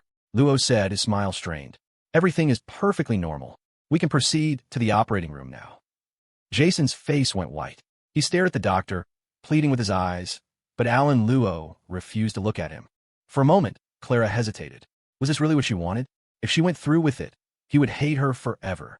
But if she didn't, the fury she felt would eat her alive. He had to be taught a lesson. Her resolve hardened. Very well, doctor. Let's proceed. As they walked to the OR, a team of nurses descended on Jason, helping him into a surgical gown. He tried to think, to find a way out, but his mind was blank with panic. As they were about to wheel him in, the nurses stopped Clara at the door. For a split second, Jason felt a surge of hope. But his hope died as Clara simply bulldozed her way past them. I'm his wife, she stated, as if it were the only explanation needed. She then fixed Dr. Luo with a challenging glare. You have a problem with that, doctor? He gulped. Of course not, Miss Sterling. Please come in. Jason gave up. He lay back on the gurney, resigned. Fine, he thought. Let her do it. I'll just find another doctor to reverse it later. He trusted Dr. Luo's skills enough that he probably wouldn't botch it completely. As Dr. Luo prepared the anesthesia, Jason felt the drug begin to seep into his veins, his consciousness fading. Just before his eyes closed, he saw a familiar face among the masked nurses. It was Lindsay Luo. She carefully pulled down her mask, and Jason's heart leaped. Hope, bright and shocking, surged through him. Before he could speak, Lindsay quickly pressed a finger to his lips, then leaned in close. Don't say a word, she whispered. I'm here to help you. I'm not going to let this happen. Jason stared at her, stunned. Ow, he managed to mouth. Clara's right there. He glanced over at his wife, who was watching his every move with an unnerving intensity. Lindsay gave him a confident smile. Just trust me. She went over to her cousin, and they exchanged a few whispered words. To Jason's astonishment, Dr. Luo nodded in agreement. How had she managed that so easily? As Dr. Luo began to unbutton Jason's gown, both Lindsay and Clara flushed a deep red. Clara's gaze was glued to Jason's body, a mixture of embarrassment and fascination on her face. Lindsay, meanwhile, could barely look at him, her cheeks burning. She had always harbored a secret crush on him, and seeing him like this, so vulnerable, made her heart pound. For a split second, she wished her cousin would move faster. Then Clara's possessive instincts kicked in. She noticed the other female nurses in the room. With a cool glance at Ava, she said, We don't need this many nurses. One is sufficient. The rest of you can leave. Ava quickly ushered the other women out, leaving only the masked Lindsay behind. As Dr. Luo removed the gown, revealing Jason's toned physique, the atmosphere in the room grew thick and charged. Clara's breathing hitched, and Lindsay felt her own pulse quicken. He was like a Greek statue, perfectly sculpted. Almost unconsciously, Lindsay's hand reached out and brushed against his abs. The touch was light, but Jason felt it. So did Clara. Her eyes narrowed. Something was off. You didn't need to feel up a patient's six-pack for this kind of surgery. What are you doing? She demanded, her voice sharp. Lindsay flinched. Just checking his vitals, she mumbled from behind her mask. Does that require a hands-on approach? Clara retorted, sounding like a jealous spouse protecting her property. Dr. Luo quickly intervened. Perfectly normal procedure, Miss Sterling. Just a routine physical check. Jason was reeling. He couldn't believe it. Lindsay Luo had just copped a feel in front of his wife during his own castration by proxy. The world had gone completely insane. He looked at her, and for a second, he saw a flash of heat in her eyes, a flicker of pure, unadulterated desire that made his face burn. Then, just as quickly, it was gone, replaced by a cool professionalism. He must have imagined it. Clara was still watching them suspiciously. Dr. Luo shot Lindsay a warning look. Lindsay cleverly moved to block Clara's line of sight and slipped her cousin a pouch of fake blood. Dr. Luo made a few clinical-looking motions, smeared some of the fake blood on a scalpel, and then announced brightly, the surgery was a success. All finished. Clara was stunned. That's it? It's over already? Yeah. Dr. Luo said with a nervous laugh. It's a very simple procedure. I've done hundreds of them. Clara frowned. Hundreds? She thought.